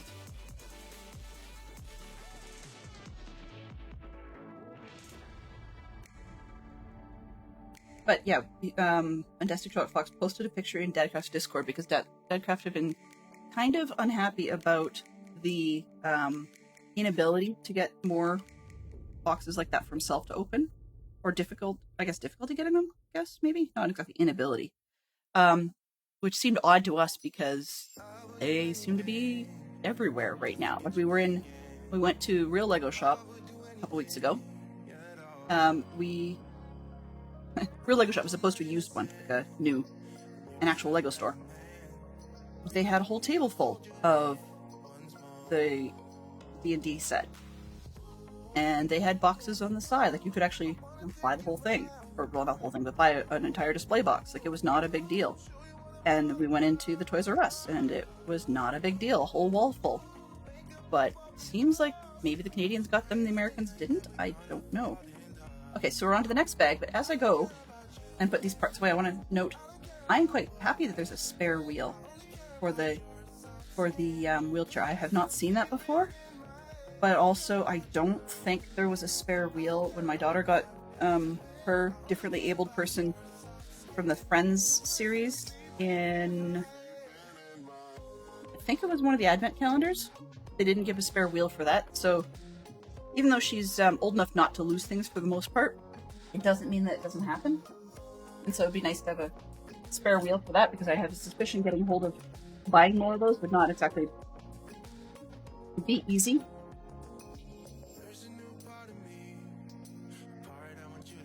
Yeah, that's true. That's true, with the whole niche items. Maybe we just have the market for it, I guess is kind of what you're saying. Yeah, it makes sense. Okay, this one is just a clothing dummy, so I'm not too worried about the minifigs parts, I guess. I like the scarf, and ooh, the tuxedo's nice. That's another one of those things that I could swap out as well and have another use for. I mean, maybe. This is a blank one, right? But if I do end up at some point swapping out, like getting one of those Noir Gars, there we go. Noir Gentleman, and swapping out the head. I could actually put it on this one instead and use the tuxedo jacket and stuff. Have like a noir twist on James Bond, perhaps. Or even, yeah, I could still use it as a noir detective, I guess, because the filming probably could have been black and white had it been done for the movie versions of Murder on the Orient Express. Had they been done during roughly the period that the whole thing was actually set, which is late 30s. Target in your town gets cleaned out, but if you go 2 towns south, known to be a sleepy town, Target has shelves full. Yeah, well, that's it. I mean, there's things where people buy a lot to start with, or the stores think it's going to be super popular, so they buy a ton, and it's on the shelves, and then it doesn't sell quite as quickly as they originally expected. So it just stays there longer. I got that backward. This one. So the clothing dummy has the scarf. This song's called Underliner, but I think it's Shell Ives.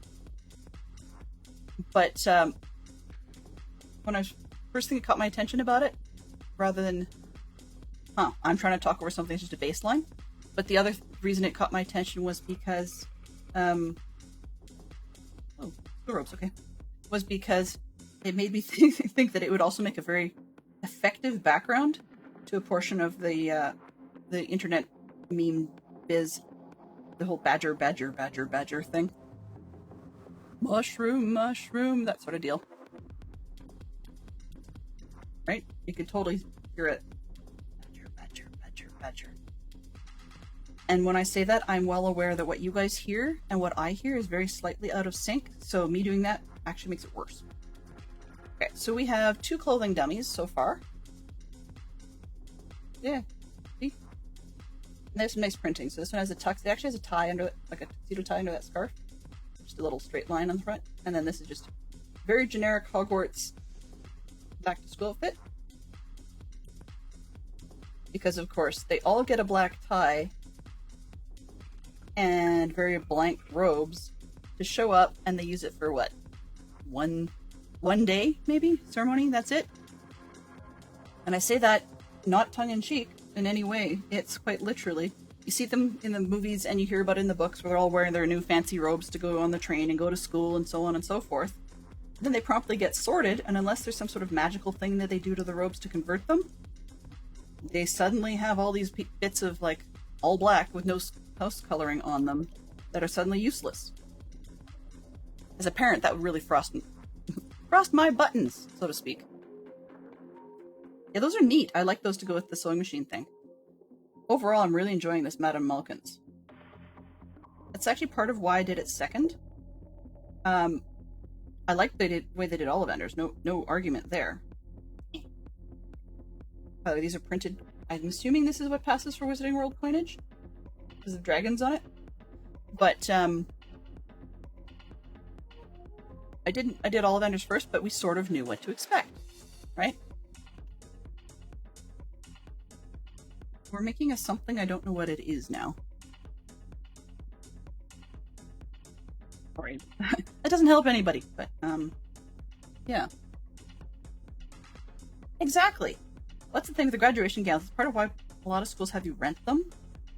Or just, like, they loan them while you walk across the stage. Our school, I think, did a rental. I don't recall.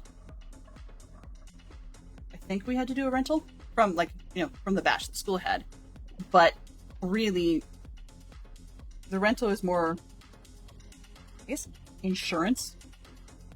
So if you damaged it or destroyed it or did something stupid, like, I don't know, go have a drink while you're waiting for the ceremonies and stuff, like a soda or Slurpee or something else messy, and you did something that required dry cleaning or repairs or something along those lines, then you've basically paid a security deposit. But truthfully, if there's no way on earth that could happen, like maybe they give you your robe 20 minutes before you walk in the door to sit down and they wouldn't let you do any of those other things, then maybe you wouldn't need to rent them? I don't know.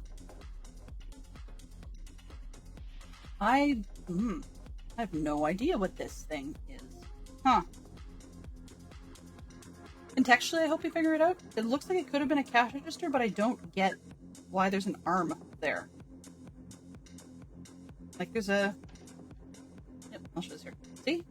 This is what we've got. So there's a Wizarding World coin on the edge, but I don't get what the rest of it is.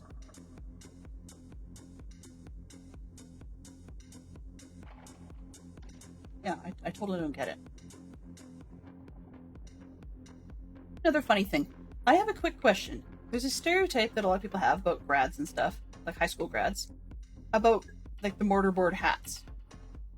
But for me, I always thought that was like a college-only thing.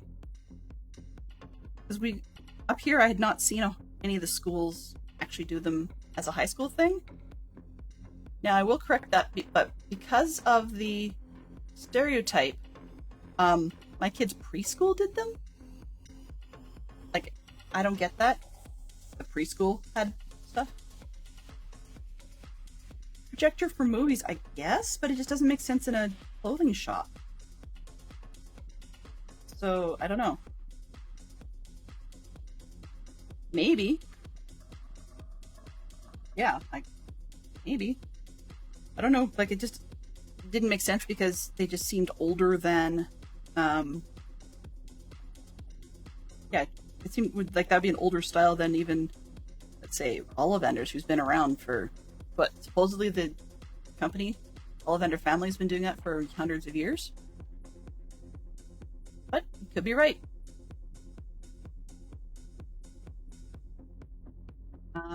Oh, I see. So I'm looking at this going, why do we have those things? And it looks like that they have robes in multiple colors. And capes in multiple colors, and I'm thinking that's probably for, I was gonna say Quidditch, but no, I was gonna say dress robes. So like, when you see in the Yule Ball, you see Victor Crumb wearing red, and he's got a lovely matching red cape. That's probably what that's all about. So my son really likes this one. He's all about the flat caps. So we're slowly collecting flat cap characters in various different places. That's actually a fairly nice one. Even though the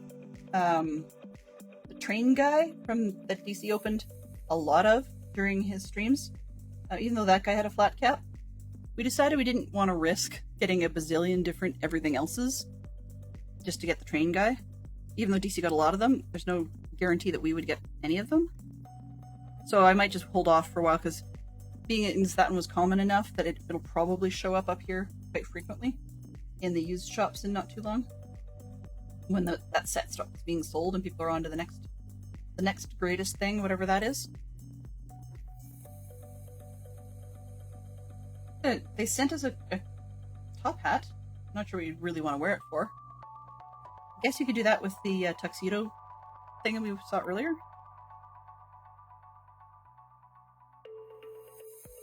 Did I miss? That's just the interior. Okay, good. There's one. Sometimes I just don't see the parts.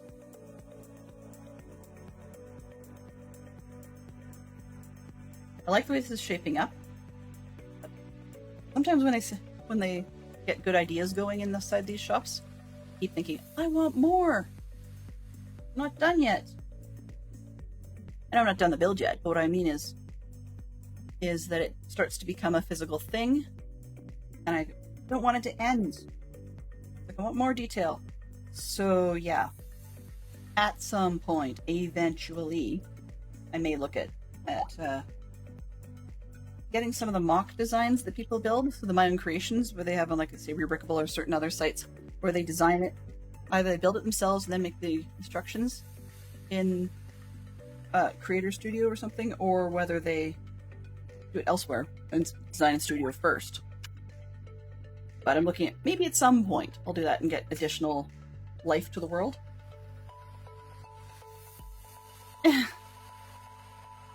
Two labors of Hercules, huh?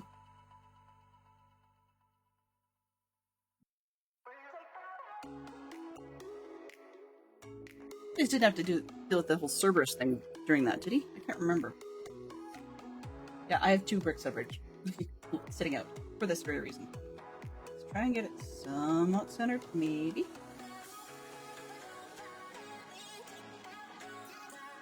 Somewhat centered, somewhat not crooked, possibly. Concern. I got it on things so stiffly. Yeah, okay, I blew it. I'm going to try and pinch. Hopefully I can get this critter out. I'm not sure I'm going to like that. Yes. Left shifted. I'm not good at that. Come on. Yes.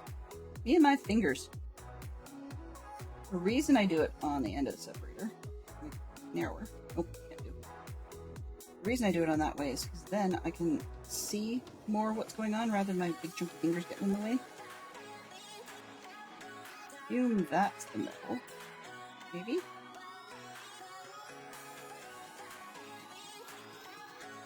That's not bad. It's not perfect, but it's not bad. Make sure it's not obviously up and bottom crooked. Yeah. And of course it is. Oh well. Curves will always get me. Let's see. Aegean Stables for one. Okay.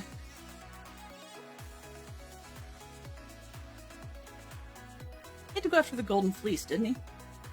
Now that I think about that.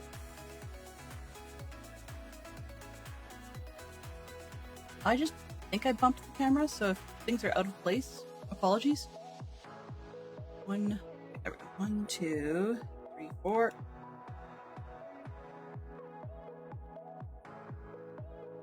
Oh, come on. I'm not building a Laura Secord shop here. That's actually cooperate.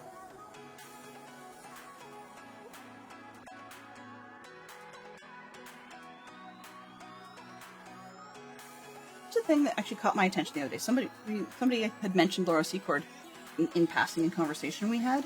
I think it might have been Fantastic Sherlock Fox, but the point was that up here now, when people say, who or what is Laura Secord, up here people say chocolate,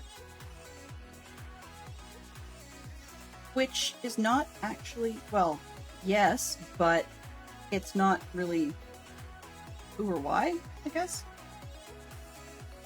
And I was reminded of that when I was volunteering with my kids for a school event, and they had to go to a military history museum. And for those of you that have forgotten, or maybe were never trained, I don't know, could just be not from here. Laura Secord was the wife of, I don't remember who it was, some officer. And it sounds kind of useless, but she was known in history for basically a bunch of one of the armies, I guess, from the Confederates, I think it was. So, not Confederates, sorry, the British in the U.S. Revolutionary War had camped out of her house and were talking to her husband and whatever, and she overheard, and she did not want them to action on their plans they were talking about, that the next morning they were going to launch an attack on the unsuspecting American troops to the south. So she left in the middle of the night and apparently ran in the garb of the day, so I give her serious credit for that. But what turned out to be in Canadian, so I'm not quite sure how many miles that is. Somebody will have to do exclamation mark convert. But 32 kilometers, more or less, down to where the American troops were camped out to warn their generals that the British were coming. And so that was her famous thing in history, and now a lot of Canadians know her for chocolate, which is kind of sad. About 20 miles, yeah. So but we now know her for chocolate. I get people think it's important to, memorialize people's names, but sometimes the choices with which we memorialize people are not necessarily the brightest. I mean, that's just the way museum-y stuff goes in terms of, there's an awful lot of times that you don't necessarily get to pick because or be fussy, I guess, right? You get what you get, you don't get upset. Isn't that what some of the kids get taught? Anyways, the point to that was saying that, we don't get a choice on how we get memorialized, because really, the fact that one would get remembered in some way or another at all, to even have this conversation, or one-sided conversation, is kind of a bonus, right? As opposed to the person being forgotten in history altogether.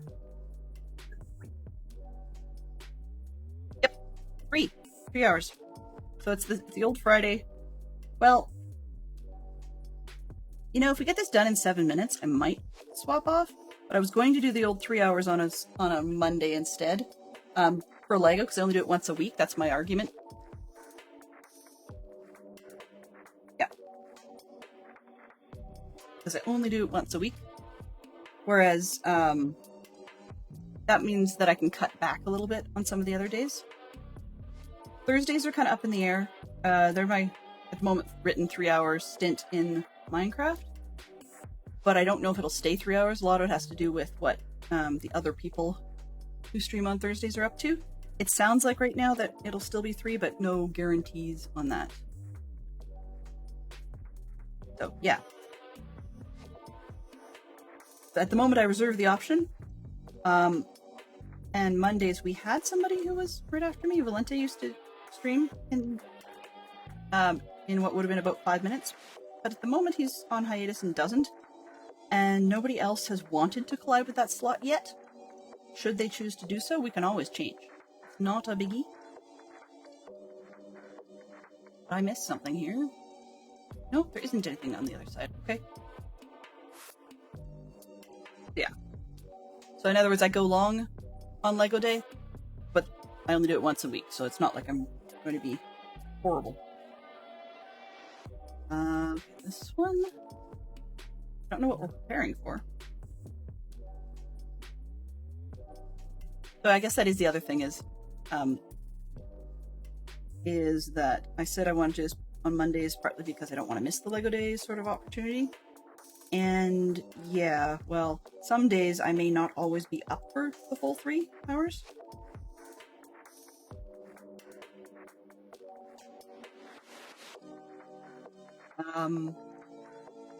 There's one clip. Where did that go?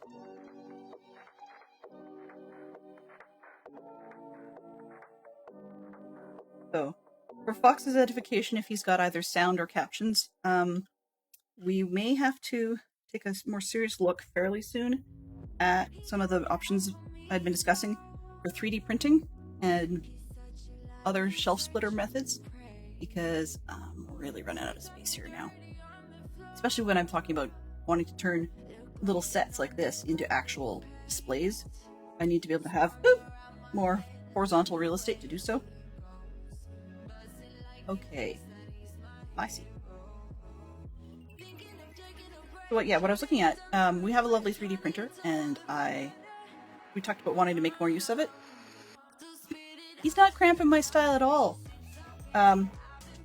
He has said on many an occasion, if I want to speed up the process with getting some things done, I can just learn the printers, slicers, and stuff myself. And I've had phases where I go through trying to figure it out to start with, and then something happens and I don't follow through. And the something happens is often things like losing confidence, or a distractor comes up and I was halfway through a thought and just don't really want to have to back up and start all the way again. So that's really what it comes down to, but yeah. Oh, I see why it's done that way, okay. I figure out why they built the thing and then put the whole thing right down to clipping this piece on and then have me put on the sticker. Now I know. Now I know. Then I can decide which way is up, you know? That would be useful. No, Glenn having style in itself is actually difficult to believe. It's going to be artistically placed, I guess. Curly cues, make it difficult to see if I twisted it or tipped it or something. Because it's probably supposed to be at an angle. Like, yeah. This is what I went with. And it's square-ish. I could have tipped it, I guess, so that the side bits were level, but then it really doesn't matter.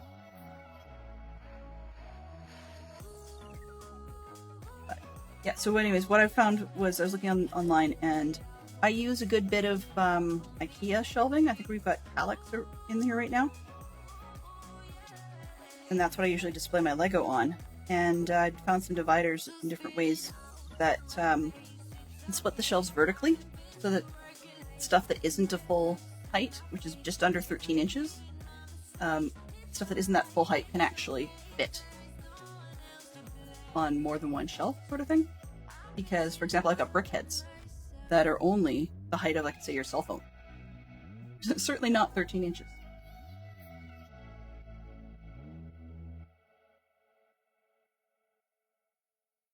You need to 3D print an addition to your house for Lego. Well, question 1, do you have a 3D printer? I think he said the answer was yes, but you know, that's one of those Civ memories.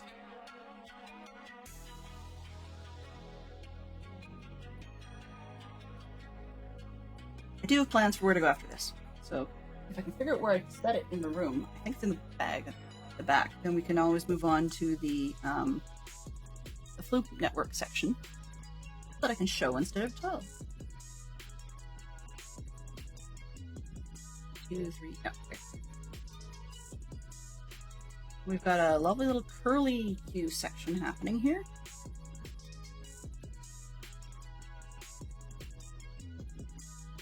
but I'm kind of curious at what sort of scale.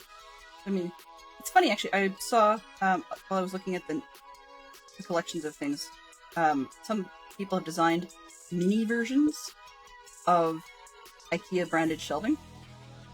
And it's not mini in the, like, oh yeah, it's just a little smaller insert. I mean, there's some that have designed inserts that look like the full-size shelving that fits inside smaller shelving. So really, you're just dividing by however many cube sections your full-size one has. No, these ones are actually small. Some of them were marked as being Barbie doll scale. Some of them were marked as being mini brands scale, which I was thinking about yesterday when we saw one of our other fine streamer friends doing some mini universe stuff. What is that? Oh, interesting. I was trying to figure out how does this actually fit on the front, and that's where those little pins go. Okay. So we got this. Apparently just about done, so we just gotta put the two little guys inside.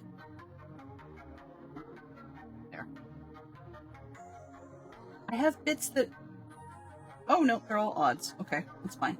I was worried that I had extras that I didn't know what to do with, and I was wondering where I'd messed up, but as per usual, I hadn't actually. I just hadn't realized that they gave us a lot of single part extras. So there's one guy up top, under the hat, under this old hat, and then down here.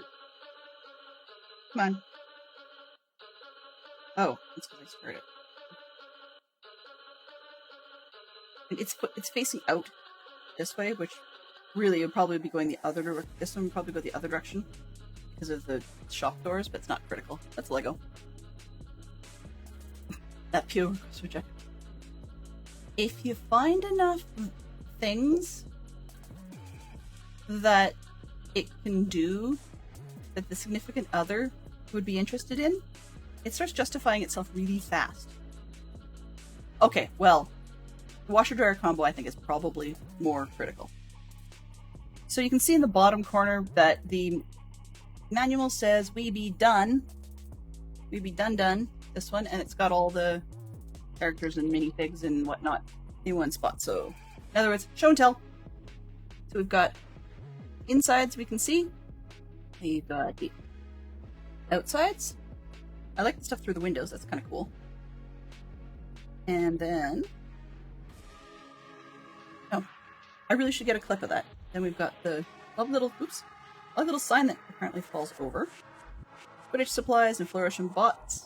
And directions to the Gringotts Bank. So it does limit where I put things, like the bank has to go to the left of this sign. But it's not totally limiting. And then we've got the random wizard guy. Oh, lighting. There we go. Got random wizard guy. And then we've got Madame Malkin herself. And yeah, I know we're seeing it from the back. And then the flower cart. And the flower star. Oh! Flower star who flies in, apparently. Alright. So that's that section, which went with the other ones. So, this part is done. I know we're right past the hour. Voting. I could do the other hour. Or is this a good place you guys would like to stop? I have no objections either way. I know it's usually streamer's choice. I could probably do this all day. But not necessary. Double check. If I don't go on, we'll have a... Here's what you can do next. Let me see what I've got. Oh. Okay. Might as well finish the alley scene just while I'm here. And then I can move on to something else. Oh. So... we'll switch her up. And if one of my mods... Who's got the power?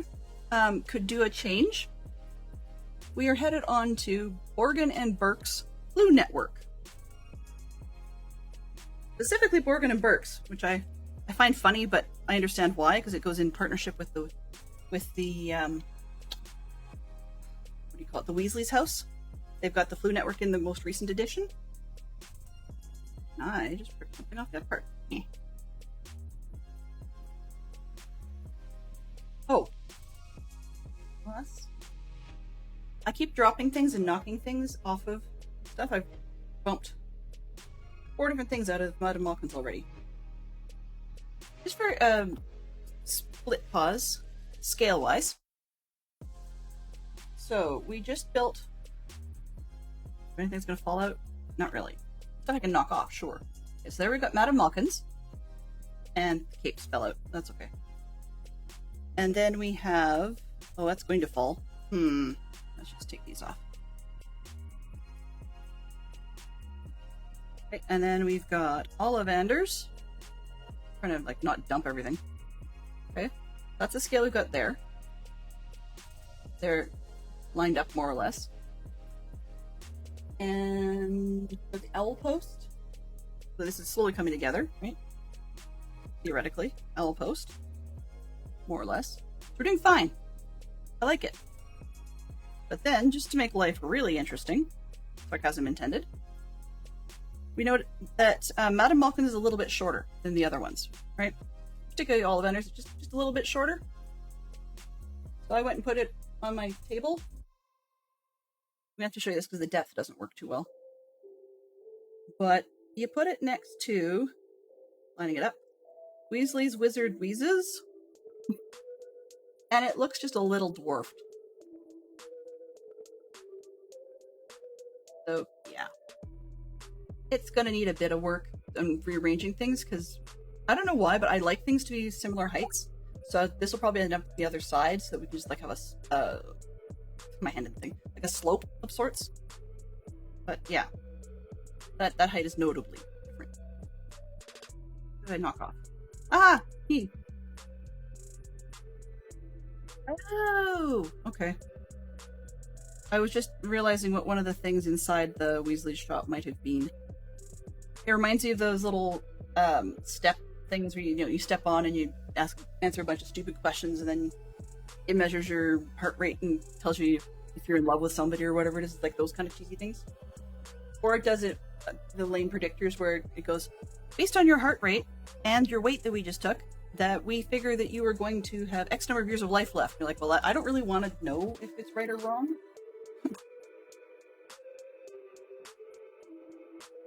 Okay, no worries. No worries. I think I've given you editor privileges, but I didn't know if I actually mentioned it, so you may not have that ability. No biggie. So what I'm going to change this to is we're going to change Madam Malkin's robes to be spell Morgan and Burke's Blue Network. I'm gonna go copy. Done. That should have changed the title, theoretically. Then I need to change this one. Properties. Just changing that title, and we'll just. It's short and sweet, so we may. If it takes too long for me to write this, then we may just go with the booklet in there, and we'll see how shiny it is. See, we've got glares galore coming off of everything. That one, okay. Do I? Oh. One machine. No touching wet clothes. Looks neat. Uses condensation to dry instead. What? Do you mean evaporation? Yeah, like, to use condensation to dry, to me seems sort of opposite.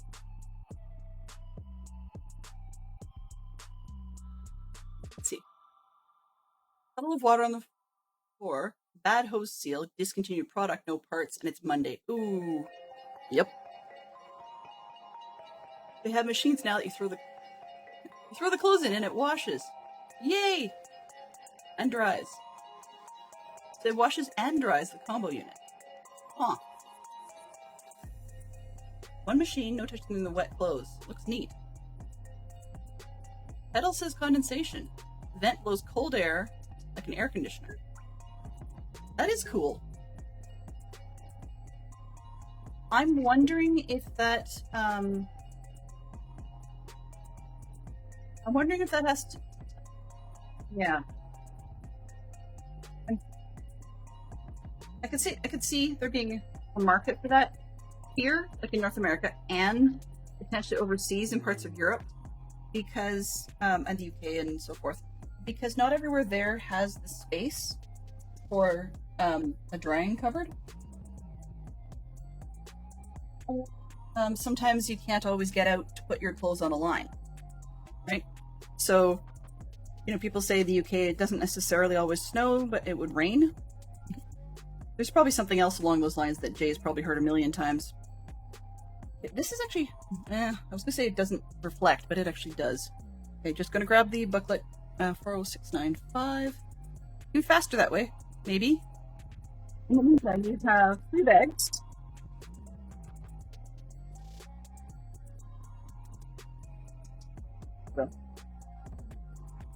And that's apparently a total of, how many parts?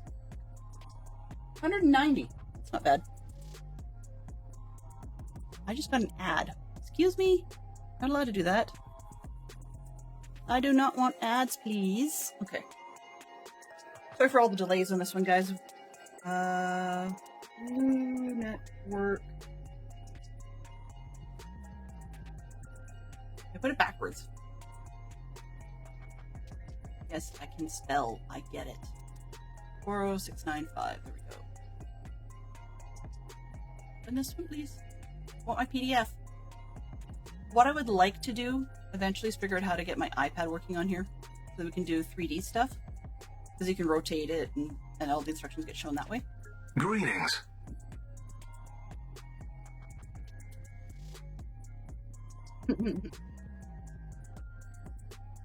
We may not be able to because of the GWP. Lovely. Let's see if we've got it. Do the Americans have it?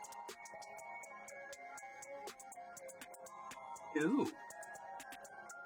Okay. One more.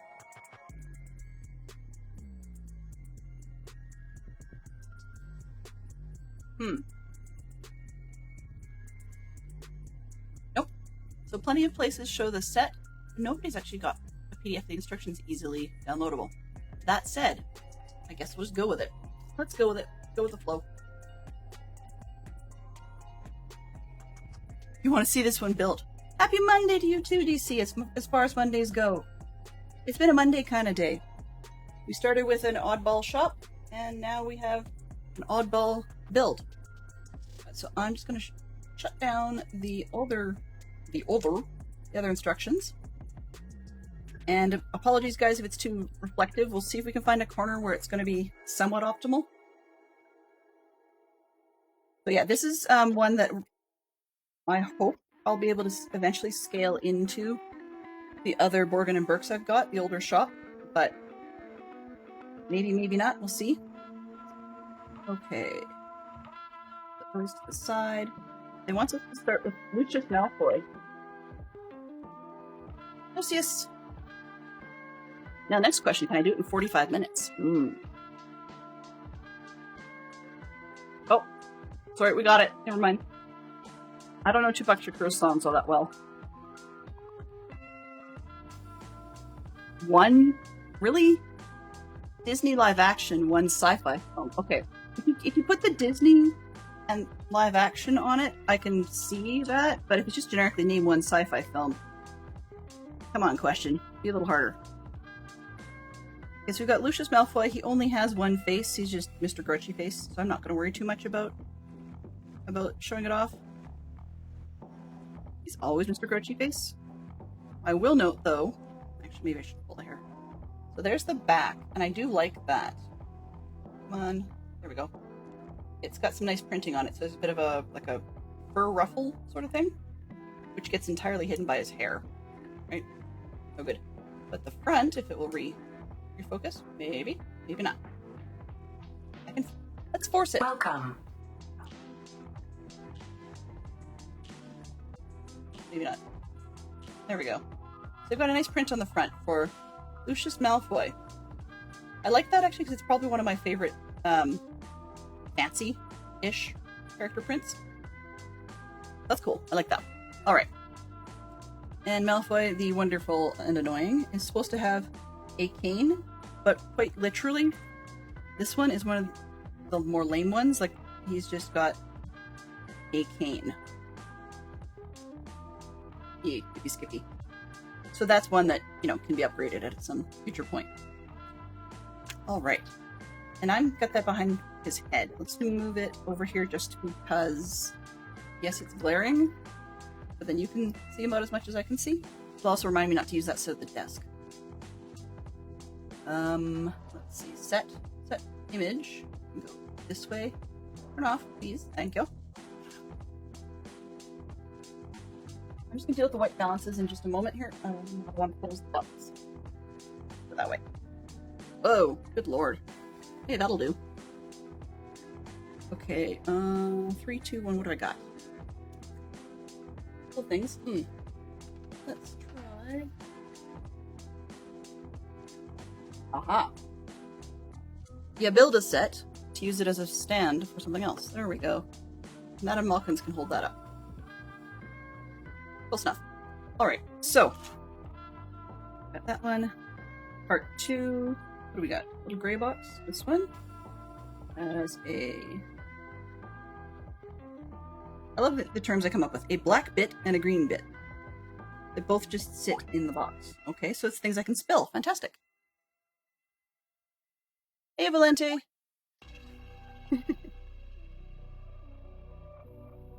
Mildly funny, because I'm right in the slot that Valente would have been streaming. So, yeah. Me. Oops. Oh well, mistakes happen. We manifested the dude. It works. They want this on the top. Me and my fingers. And I... See? I'm not going to be happy with where this is placed, just because reflections and things are a problem. Yeah. Oh well. Will do. There we go. Little tiny box of probably the stuff that Lucius Malfoy was trying to sell. But I do like that it goes in tight enough that you don't hear it prattling.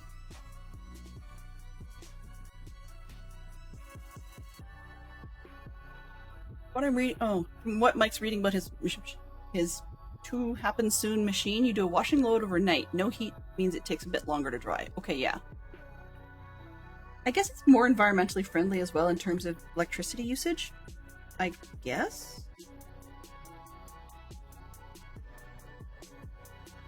Oh. Oops, wrong way. This way.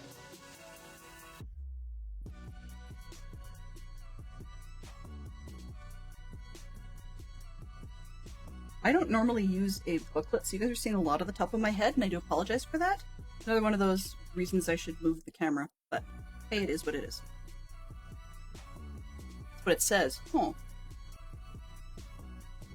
That could be appealing as well, because it could make your electricity bill lower, which, you know, if you save enough money on electricity for your washing machine over time,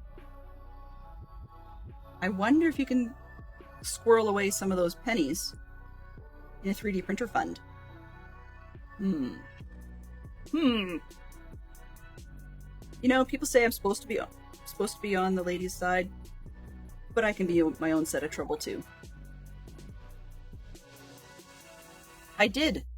Oh, I did. I can't even remember what I was thinking about. Oh, yes. No? Ox, you're gonna have to help me with here, because I remember I did want to ask him something about a Lego set, but I can't remember which one. Off the top of my head. It was the water one. Mike. Oh, yes. Water one. Water one. Bowie! Something that I was thinking about the other day as well. I know it makes sense, Mike. I'm trying to figure out what that connection was referring to. Anyhow.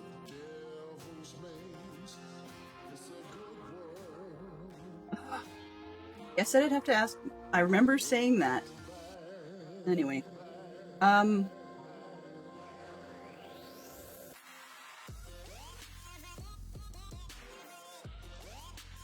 Oh!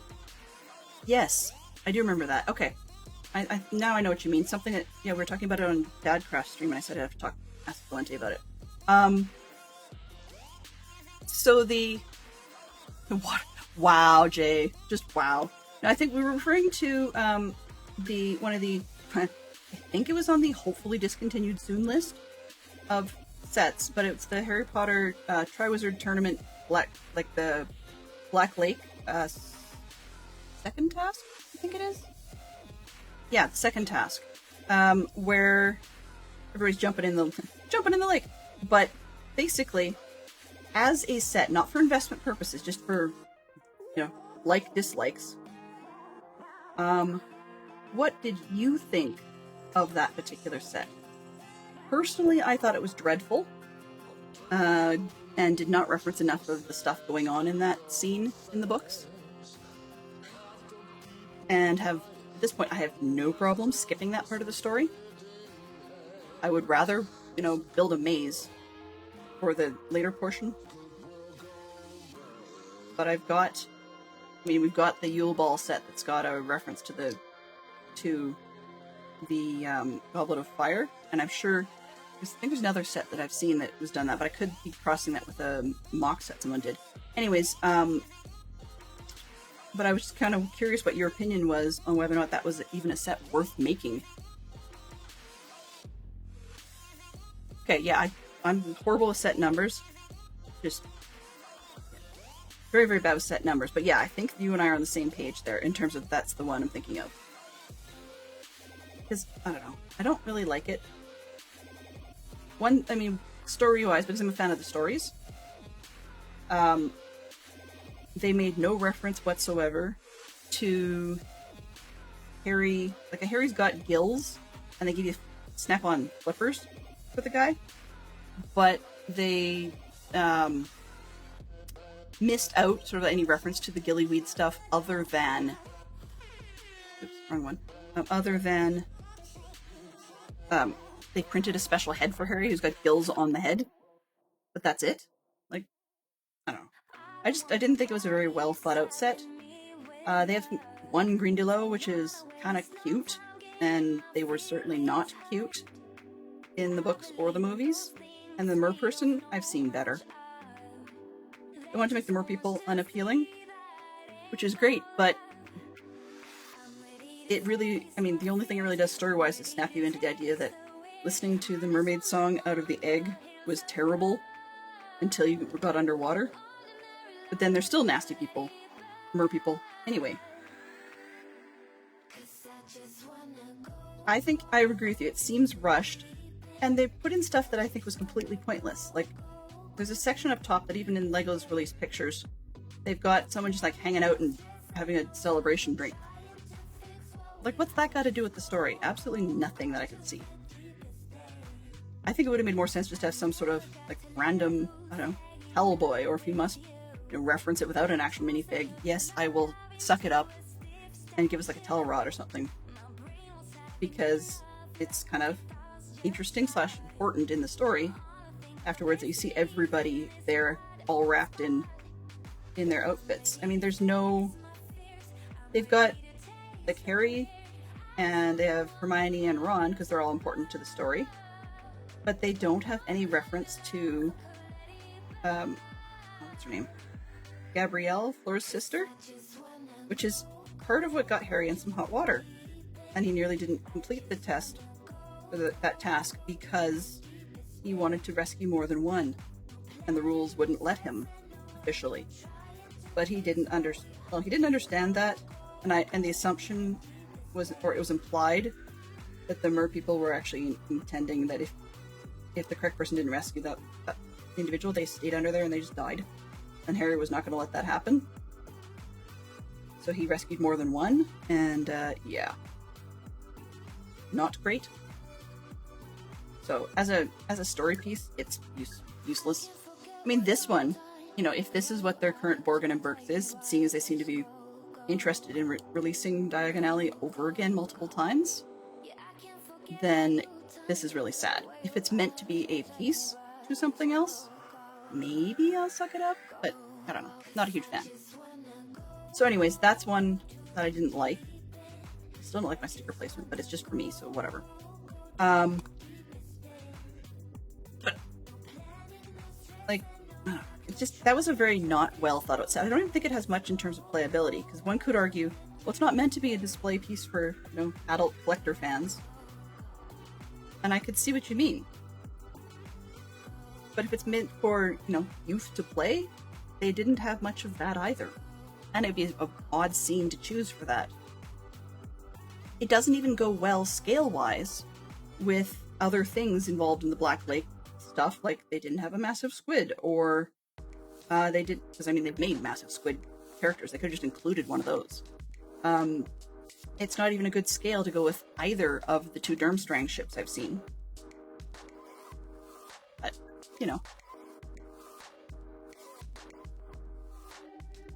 So anyway, that was what the thing was. And I really don't see it being likely to hold much in terms of investment value. If one was to attempt to say, oh no, it's going to go up in value later. It's like, in what world are you living, and how do I get access to that fantasy world? Yeah. I get that things are happening. Like, I got spoiled.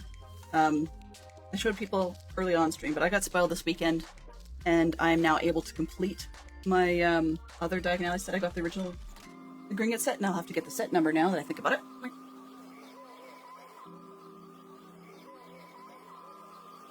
Yeah, I'm actually finally able to complete the 10217 version of Diagon Alley.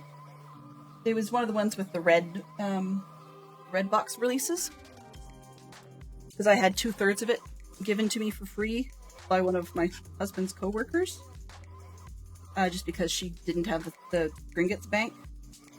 And I got really lucky this weekend because I was spending months trying to get the parts to do it, and I knew I would have to order some pieces custom and so forth, and I got the bank itself.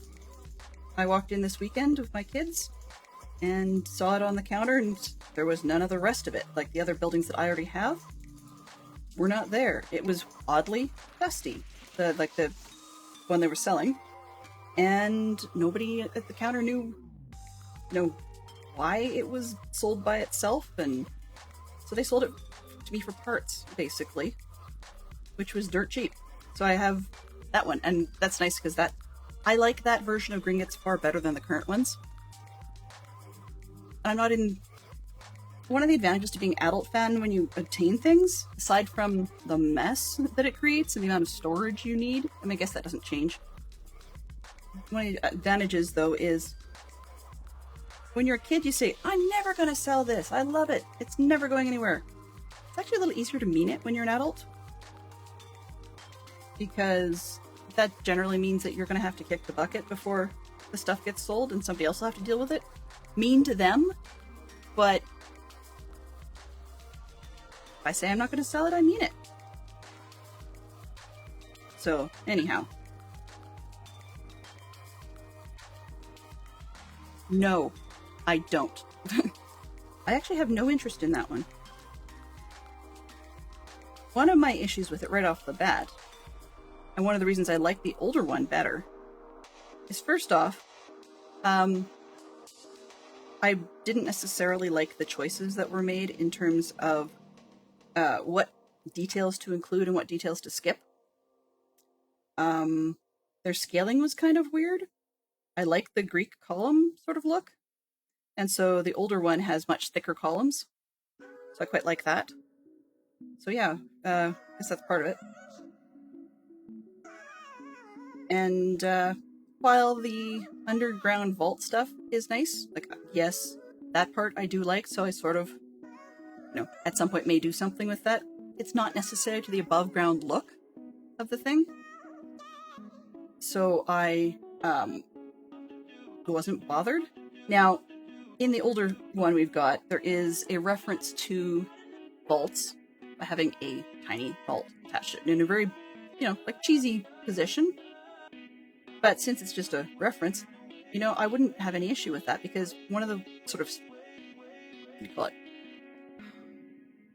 I don't remember what the term is for it, but basically, in your head lore, pieces that works for me is just the notion that, yes, while you might have private vaults underground, like you might for your security deposit box, you might have those underground.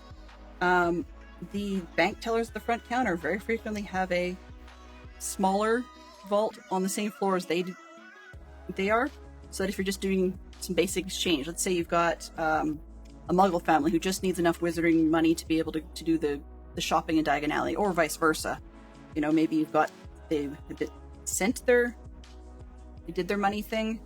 Pardon me, sorry, they did their shopping in Diagon Alley, and maybe they spent their Muggle money from wherever, and you've got to have a shop person who can come and exchange their pounds for wizarding money. So they'd have, an easy access cash. It's like a cash drawer, basically. I could see that, and so my head case lore was going with, yeah, so I'm going to pretend in my head that this one cheesy vault that's on the upper floor in the old fancy old version would just be the quick access vault, and I don't need to see vaults 700 and...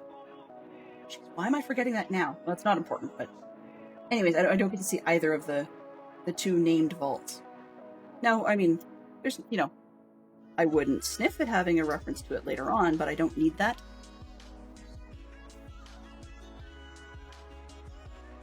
So, anyhow.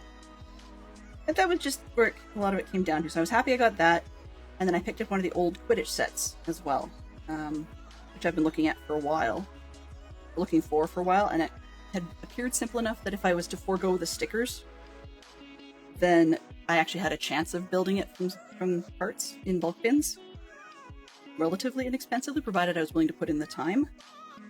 But we managed to find a complete new in-box set for a reasonable...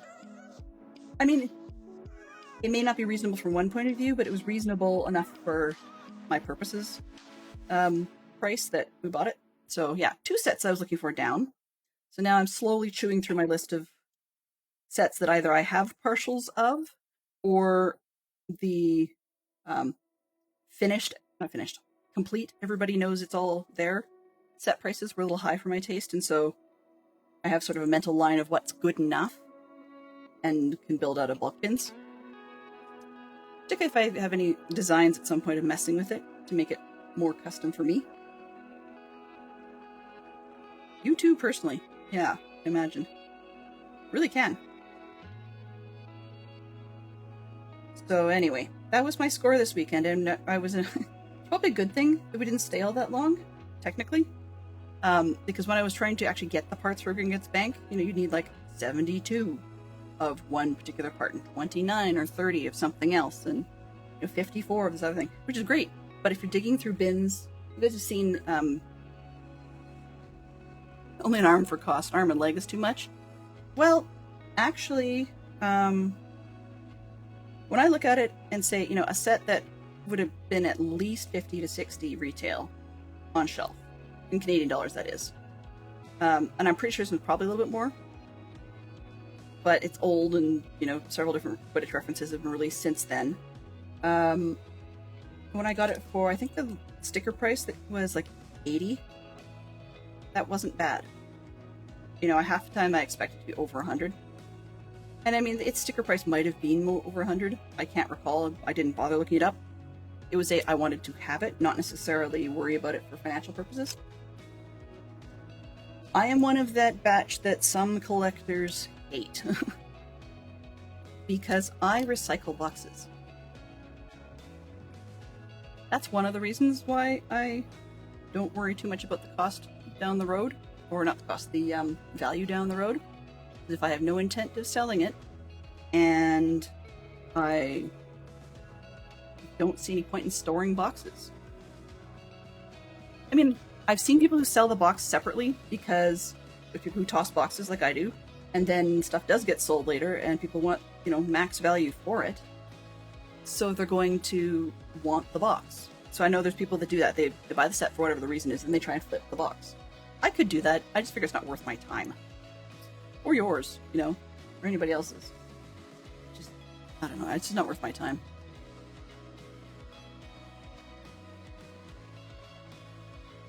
Sometimes you get weird sets like these little ones.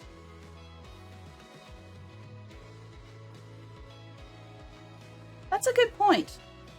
I would not be surprised if it might be an old military reference. I'd have to figure that out at some point. I bet you if I sent an X to the history guy, I could probably have him look it up for me.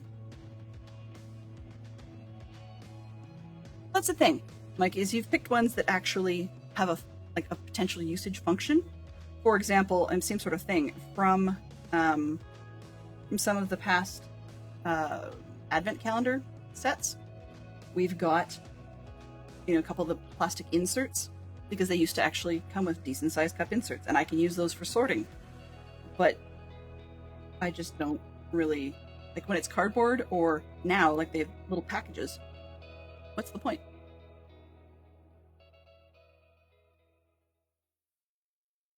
Exact origin is uncertain. Well, not surprised. But I wouldn't be surprised if it's a military reference, meaning that, you know, you're gonna, if you go over there, whatever it is, you're going to run into, I don't know, explosives or heavy fire or what, something along those lines, is my guess. And you could lose your arm and your leg.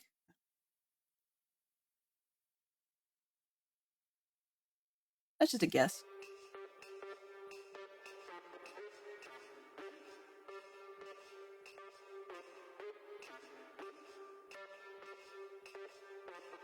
I'm still shaking my head at Oswald, but that's okay. I'd shake my head at anybody who says stuff like that in my chat anyways. Even if they weren't an AI. What is that? That's a weird... 2, 4, 6, 8, everybody hydrate! Good plan. Everybody hydrate. Jay, I get the idea. Thank you. So once again, it's for everybody. And it's also a good chance to mental reset if you need it.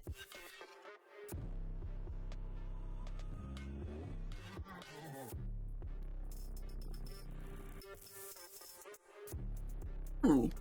Mike went and asked the real deal. The Googles. It wasn't necessarily all that far off. It just does sound like one of those sorts of military things.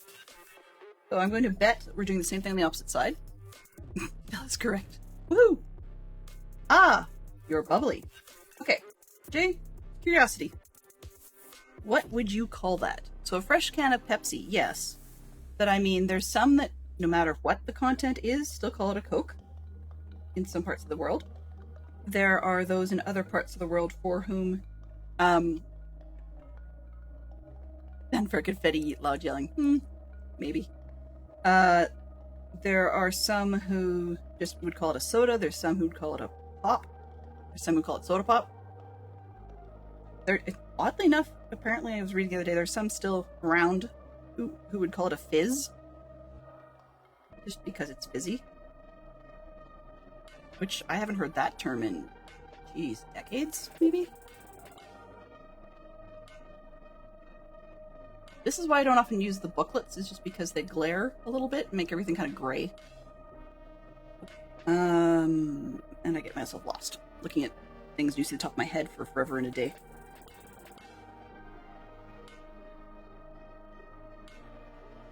There's your question, though. Huh. So I just, as soon as I said there's your question, it reminded me I hadn't actually looked at or addressed the question of the day, supposedly. If you could learn the answer to one question about your own future, what would the question be? And pursuant to my comment earlier about the weigh scale machines that try to tell you how long you're going to live, I would not want that answer. But if I could learn the answer to one question about my future. Pepsi. Okay. But is it just Pepsi that is? Or if it was Like, do you have a generic term for fizzy sodas, I guess? Fizzy drinks? I don't know, I don't think I would want to know much about my future. Maybe if I could keep the answer limited, I might want to know. So for example, you could ask a yes/no question in the future. Then maybe I might want to know. For example, if I was to say hypothetically, because I have kids now, if I was to hypothetically say, will I one day have grandkids? Which is great, except it might be a dumb way of asking it. Maybe something along those like, will I have grandkids before I die? Who knows? Or maybe I could ask something else along those lines, but I'd want a yes or no answer without qualification to it, because if I got an answer that I didn't particularly like,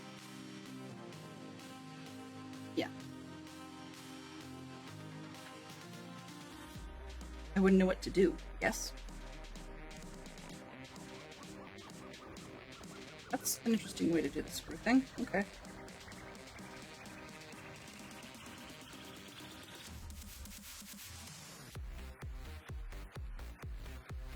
When the Flu Network business first came out, or at least Harry Potter was dealing with it, and he made his boo-boo that is fairly famous now and ended up in Nocturne Alley at Borgin and Burke's by a mistake. When that first came out, I guess, I was used to people hearing or mispronouncing Diagon Alley as Diagonilly. Not like it, so Diagonilly was how they were saying it. And I thought that was really funny, but then when it came out that they used basically that sort of pronunciation for Harry to make his boo-boo with, it was extra amusing to me at the time. Green at the front. This thing at the bottom. That? Maybe? Okay.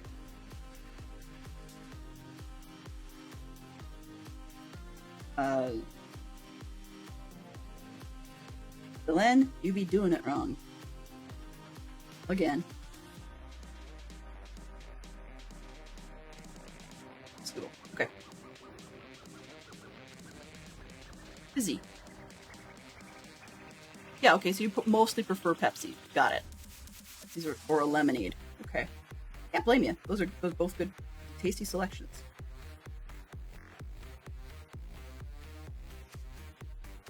But I actually, when I enjoyed reading the books quite a lot as a kid. That's all relative. I was not a kid at the time. I mean, the early ones came out in time that I was not quite, actually.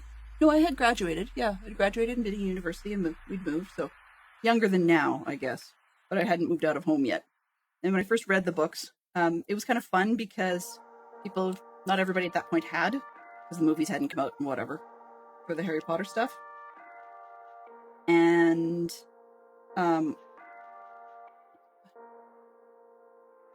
Cheerwine, ooh.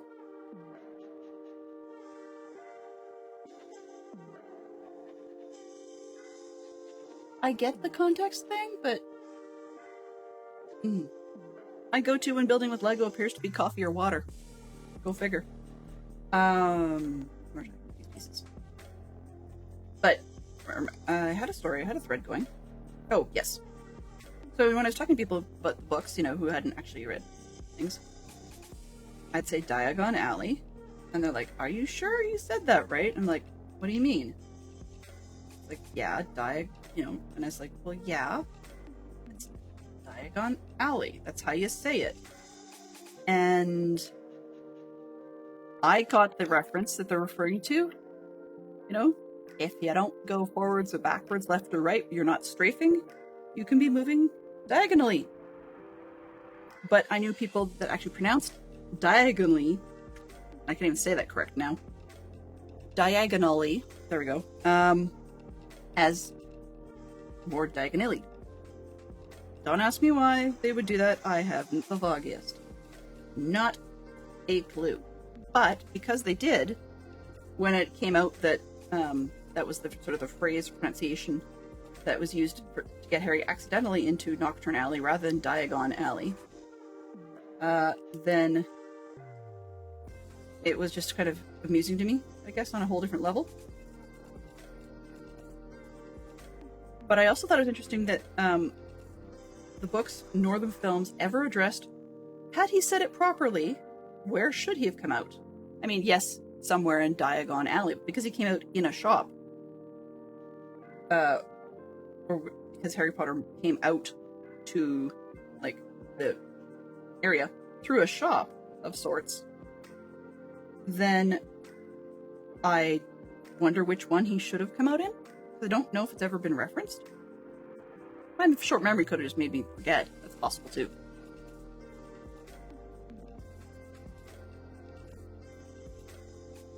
And because they had the characters say things all as one word, how the Flu Network ever figured out that he was supposed to be in an anything alley, regardless of which one,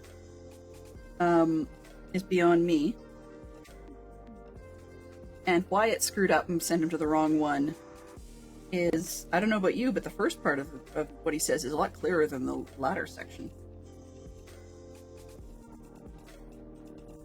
But, you know, I overthink these things because that's what I do. That's what I do.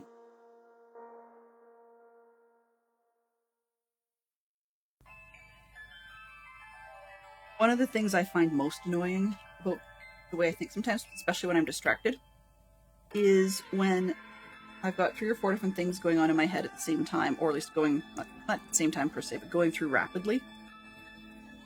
And it can seem really random, jumping from topic to topic to topic to topic, and it's not just the way I meander on stream. That happens in my head. But having to pause and explain it to other people, nobody's dumb. I get that I don't always explain stuff. But then some people get through the whole explanation of how one thing led to the first, led to the second, the third, etc. And they're like, first off, how did you get there that fast? No idea.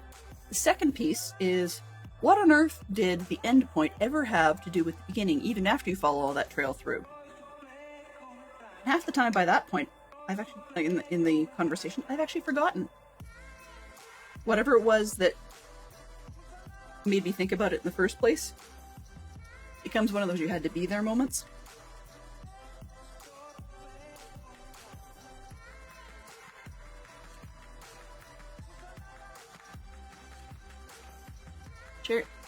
We don't have cheer wine up here. No, we don't. Not that I'm aware of. And definitely not over where Jay is. Certainly not. On the other hand, I mean, Jay's got stuff. For a long time, I didn't know what Walker's was. Like, it's chips, you know, crisps. Chips. And I'm like, okay. And then somebody said, yeah, you've got them over there.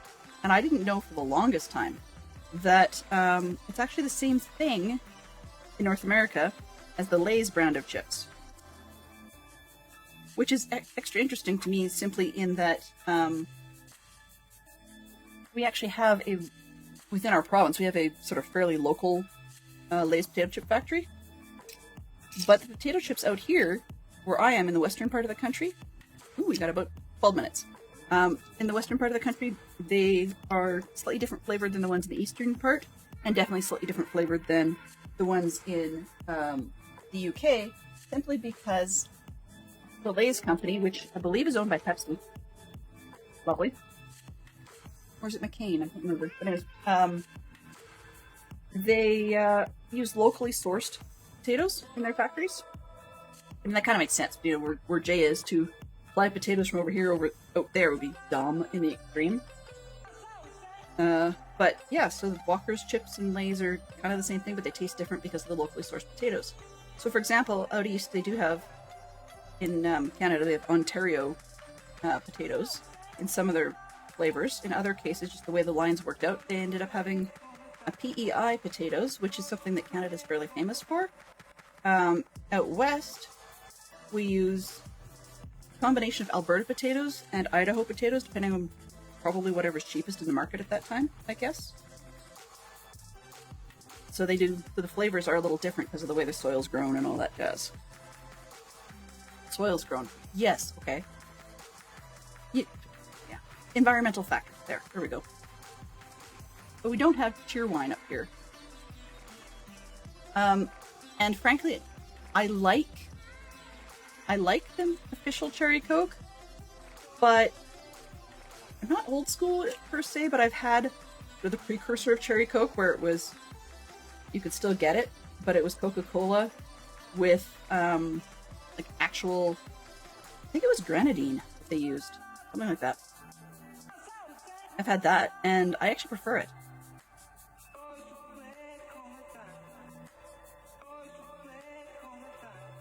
Yeah.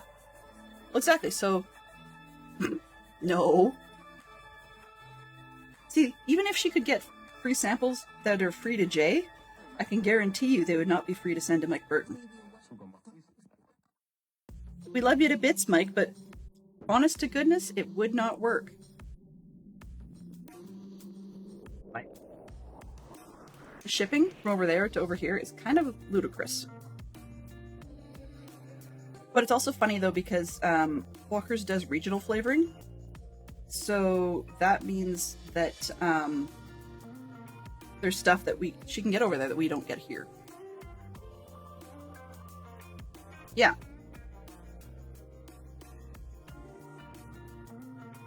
I mean, one of the other ones I find amusing is I just like it.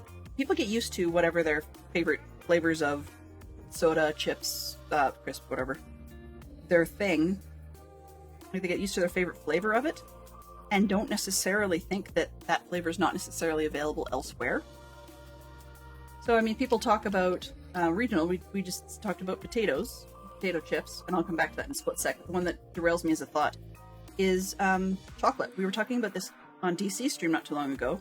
You know, that Cadbury in North America and Cadbury in the UK are not the same at all.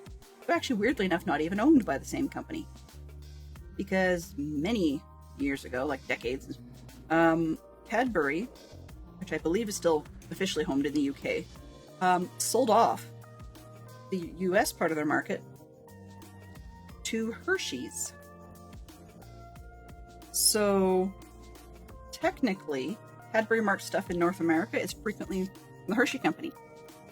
But what's funny about that is that they're also so good at regionals that there are things that are available in Canada for chocolate bars. We've seen DC have a few shipped to them. Gee, wonder which Fox did that. For tasting that they just don't have down there. Even though, you know, why not? They could be. They're made by the same company. You could. Can you imagine how tired you'd get of crisps, though? And you'd seriously hope that you've got enough funding to, you know, have decent other meals and not have to eat crisps day in and day out. I mean, I've heard similar things about college students and ramen.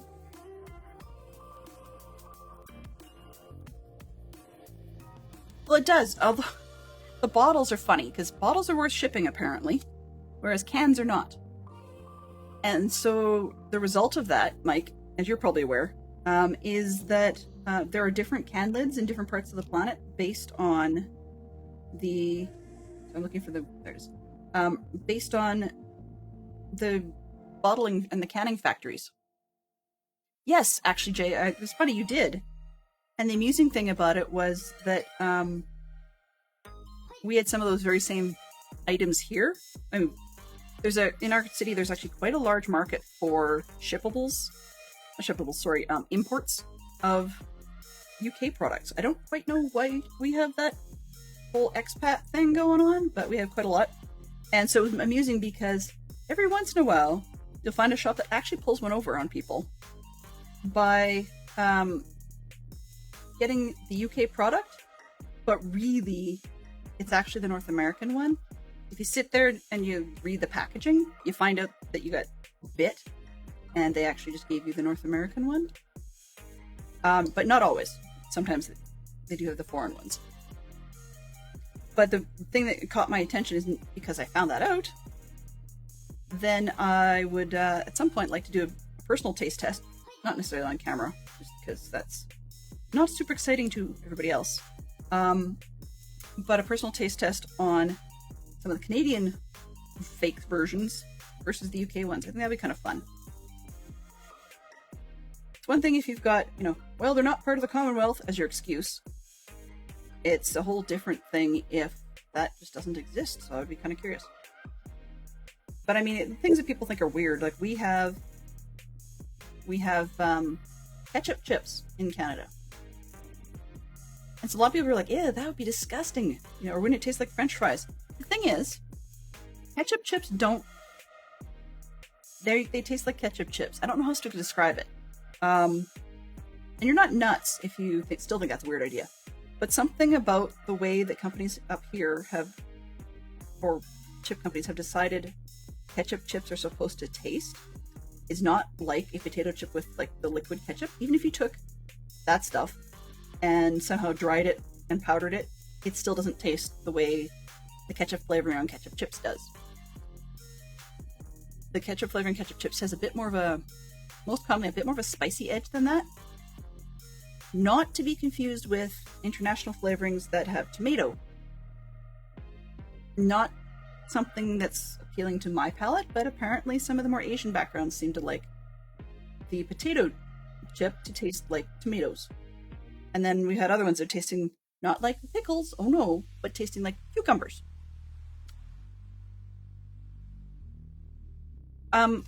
But on even the differences in, pickled potato chips are interesting to note, because people's like, oh, pickled potato chips or dill pickled potato chips. Thing is, not just are they not the same, but that if you're used to, when you say pickles, even if you call them dill pickles, they're not always dill pickles in a commercial sense. Meaning, like, there are places where every pickle is called a dill pickle, no matter, the cucumber-based ones, and no matter what flavor it is, when frequently what you're actually getting sold is a garlic pickle. And so if your brain is sort of trained into thinking that a garlic pickle is always what pickles should taste like, and then you go eat a pickled potato chip, well, of course it's not going to be what you expect, because it's definitely not the profile you're trained for. Yeah. Random rants. 3 minutes. Okay, how many more do we have? We've got a few more pages. I can push through, or I can just stop, and I think it might be worth pushing through just because then this one's done. We don't have like a half-finished thing.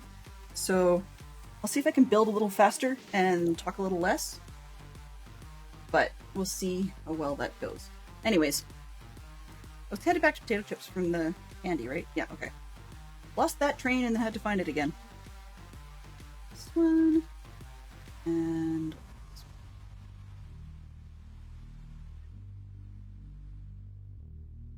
But I'm still surprised at some of the things. I was talking in DC Discord, talking more at Cold Reindeer the other day. But I guess I could say it to Americans too. Personally, I don't get the fixation with beans. I just don't get it. Sure, why not, Mike? Better than an 8-hour one. Been there, done that.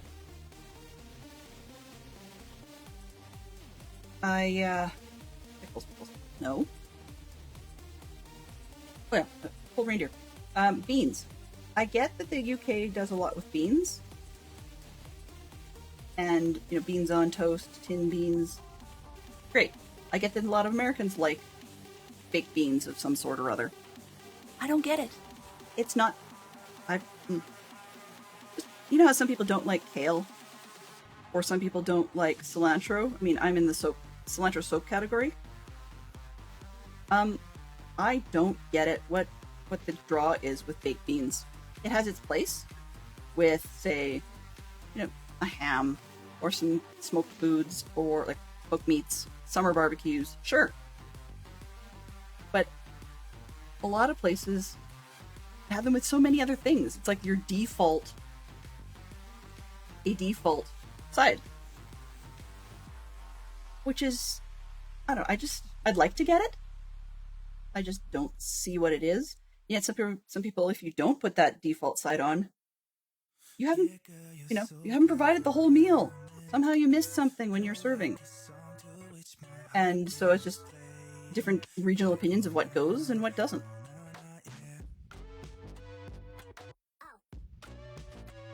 I think part of it too is that beans, they're also a regional thing. That sounds dumb, but you know, it's like baked beans from a tin can be one thing, but even if you're going to fresh make baked beans, there's still a regional difference to it, in the same way there's a regional difference to barbecue sauce. You know, like you've got the sweet style or the more vinegary style or whatever. I think beans are probably the same way. Yes, I have a little red flashing light flashing at me going, "You're over time." I'm like, "You don't say."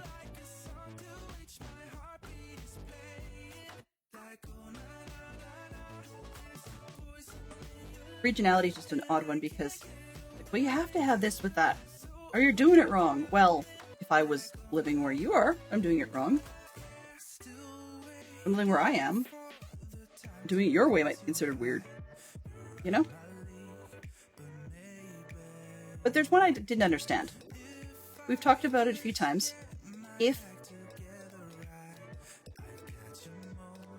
Yes. I'm like that, Mike. And as far as beans, like in the baked bean shape go, I keep getting told I'm doing it wrong, but it's funny because up here, and I don't know if it's a Scandinavian thing, because I got it from my mom's side of the family, or what the deal is, but I grew up on the beans that you would expect from, you know, white beans you would expect from, you know, the baked bean style size of bean. People call them navy beans, but those aren't the same thing. Anyways, I grew up with those being done. You know, you do those in a crock pot, and partway through you have to add baking soda just so that it doesn't end up giving you a whole ton of gas, although it usually does anyways. I did that, and then when you're done, like just before you finish, before the whole thing's cooked and it's nice and hot, then you either cook on the side and then cut up and add, or cook in, although that's really gross, some like all beef wieners. That sounds strange, and I agree that is kind of strange, but you know, so that we do that, and then table side you add ketchup, or some people wanted to add their favorite brown sauce. Guess where that went? Bounced it off something. It's down here. Oh well. There it is. Yeah, beanies and weenies. Weenies and beanies. But we don't add ketchup and brown sugar and whatnot, like one might if making baked beans. But nobody in my house likes that dish but me. So I keep saying every year, I'm gonna do it, but now that we have, we call it an Instapot, it's not gonna take 6.5 hours and it actually has less chance of being burned. So I say, okay, well, you know, I need to find out the conversions, and yeah, I haven't quite settled on one that I like. And I keep asking my mom to experiment with it because they've got an Instapot too, and just we get it one thing or another, and either she forgets or I forget or something. Or she says, "Oh, I thought I did that for you last year," and I said, "No, we talked about it last year, but you never gave me the conversions." "Oh, well, I'll tell you about that." And then she sends me a website. I'm like, okay, so I read the website and I make that version, or something comes up on the site that makes me think, yeah, okay, that's not the same thing because they've added an ingredient that was not in the original recipe. So I don't know, but to me, that is my major extent of beans. I don't really go for this whole baked bean stuff. On the other hand, I mean, I like chili of many different flavors, many different types, many different styles. But as many people also have had, you know, there's those that, particularly in North America, are dyed in, no, I shouldn't say dyed in the wool, but absolutely insist that their chilies, or like this chili dish, must, come heaven or high water, or both,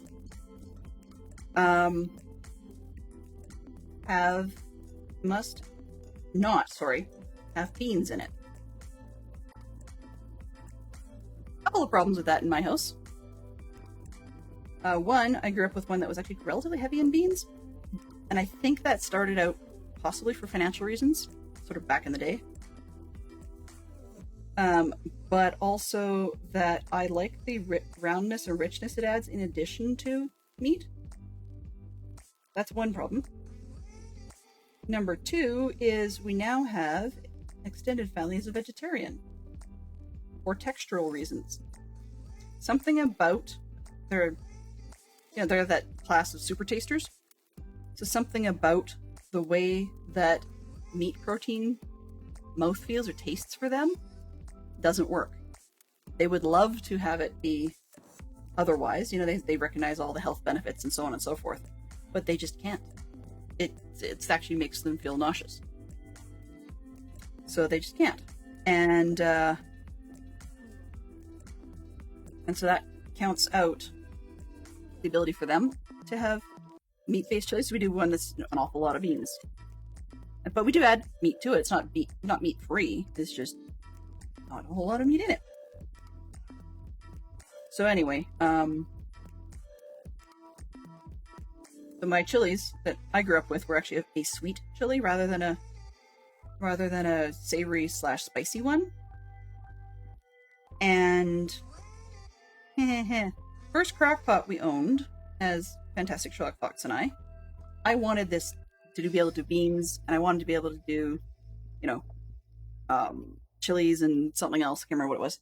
But first one we got was oval. Great. Dumb me at the time did not realize that one needs to do recipe adjustments for the additional cooking surface at the bottom.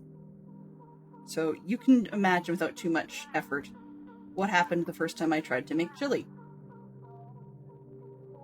The other problem was, although I had the family recipe for it, they sent me both versions intertwined. So what that means is my dad used to do, there's a version that's really sweet. It's not actually like dessert sweet or anything silly like that, but it's fairly sweet. And then there's another version that's got sort of a more Mexican flavor to it. Not an actual proper chili, but a more Mexican flavor. And that version, they just said, oh yeah, but if you want this flavor, you do this and this and this and this. And you change out whatever. And I didn't know what they were talking about.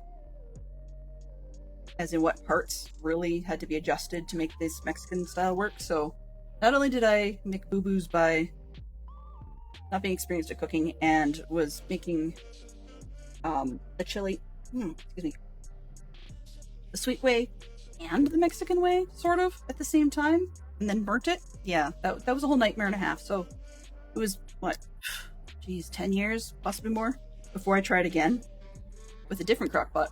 But yeah, I've only ever made it properly by that recipe once. Okay, these are extra bits, which I can probably find a use for at some point. No big deal. Ooh. Yeah, and some of them's more printed wizarding money, so that's always a good thing. So all of that to say that I could use a good chili, but that I'm still in the bean camp, if that makes any sense. One could almost say that I do a meatless white bean chili, I guess, if you're talking about a sweet variety, but not likely. Okay, so just to finish this off, they want us to actually go down. Okay, put Lucius on the elevator. Okay, he's got his box, but I'm just gonna flip it on the corner because you really don't need it. Okay, and then they're showing that you can actually just lift him up by just giving a good old twist. Woo! Except that works well when you don't have his wand arm thing in the way. Let's try that. So he goes up, nice and smooth, and he's gone. The only thing I'd like to see different about this one, I think, is, yeah, they got the green flames for it, but it was a normal fireplace when you weren't using it as a flue network piece. So it would be kind of cool if in lifting him up, it revealed like regular colored flames. But I mean, hey, green is also used for the very dark, depressing colors. And that's the end of that. That's all she wrote. So I'm only 10 minutes over time, which, given that I talked my ear off and spent more than 10 minutes talking about the Gringotts stuff, then we're good. So, as I said, the plan, this one is nice and tall, so it doesn't quite fit. But the plan, if I can grab the other one for one split sec, where did I put it?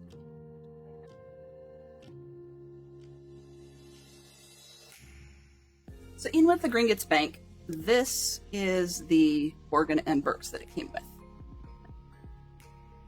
With conveniently enough, another Lucius Malfoy. And just bringing him down to note that it's virtually, well, I shouldn't say virtually, it's very similar front of his jacket. So long story short being, you can see we've got a similar height if I can figure out what to do with the tall section here. So I could actually mod this in, messing with the windows and stuff, but mod this one in, or just use the pins and clip on to and make it like a deeper building, and then change up the panels on the back. That's not a problem. So something like that. The existing concept that they have is actually here on the inside. They've just got regular fireplace flames, but this top part turns, so you just literally turn, you clip a guy on, you turn it around, and they're there. That's how you get there. Which is kind of dopey.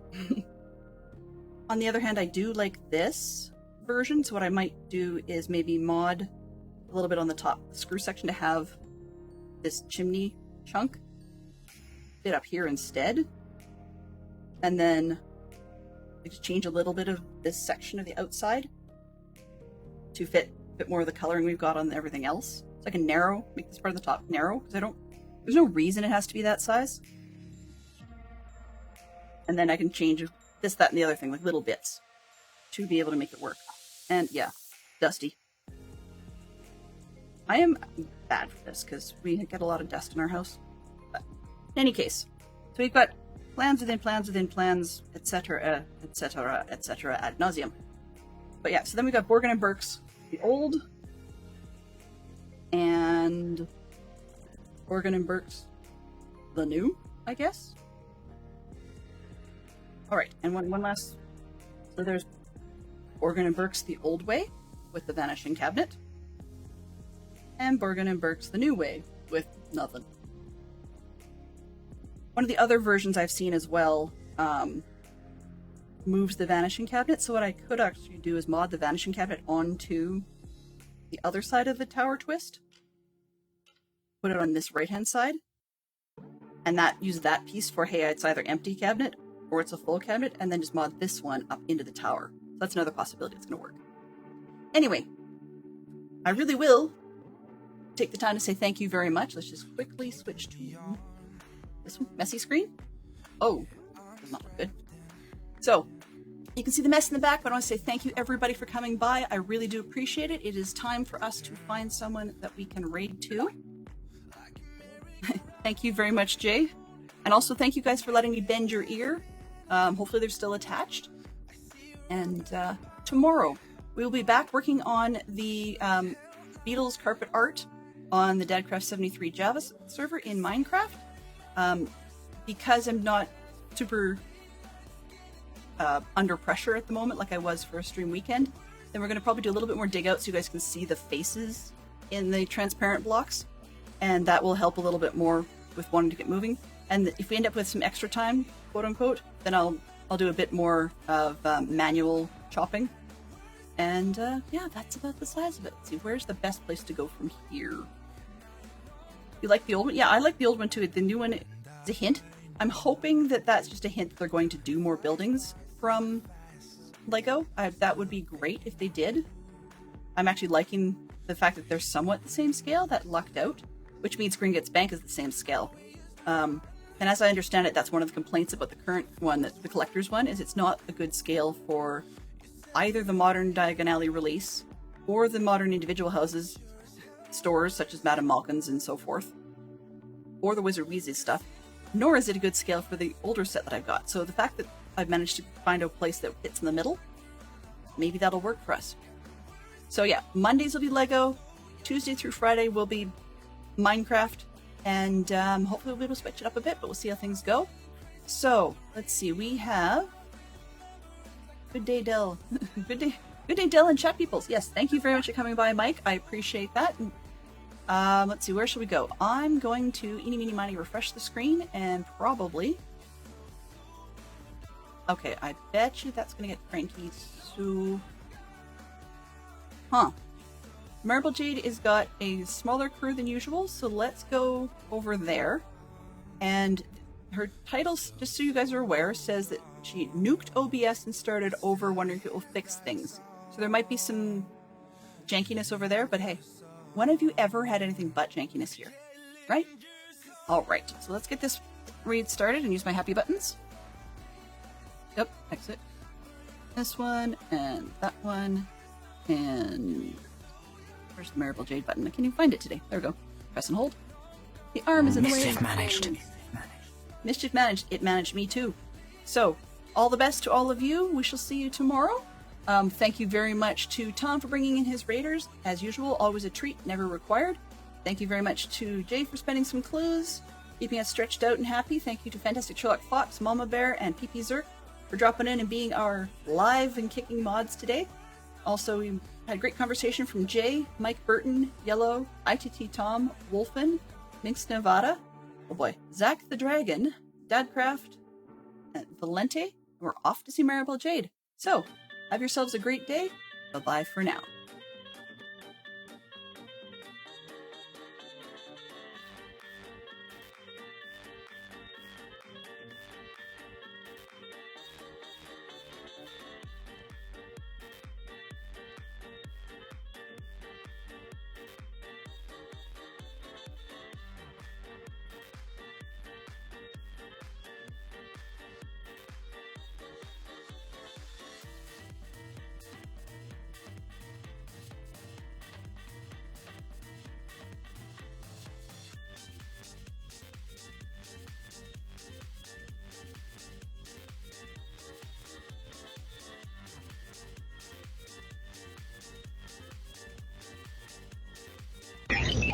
Transfer complete.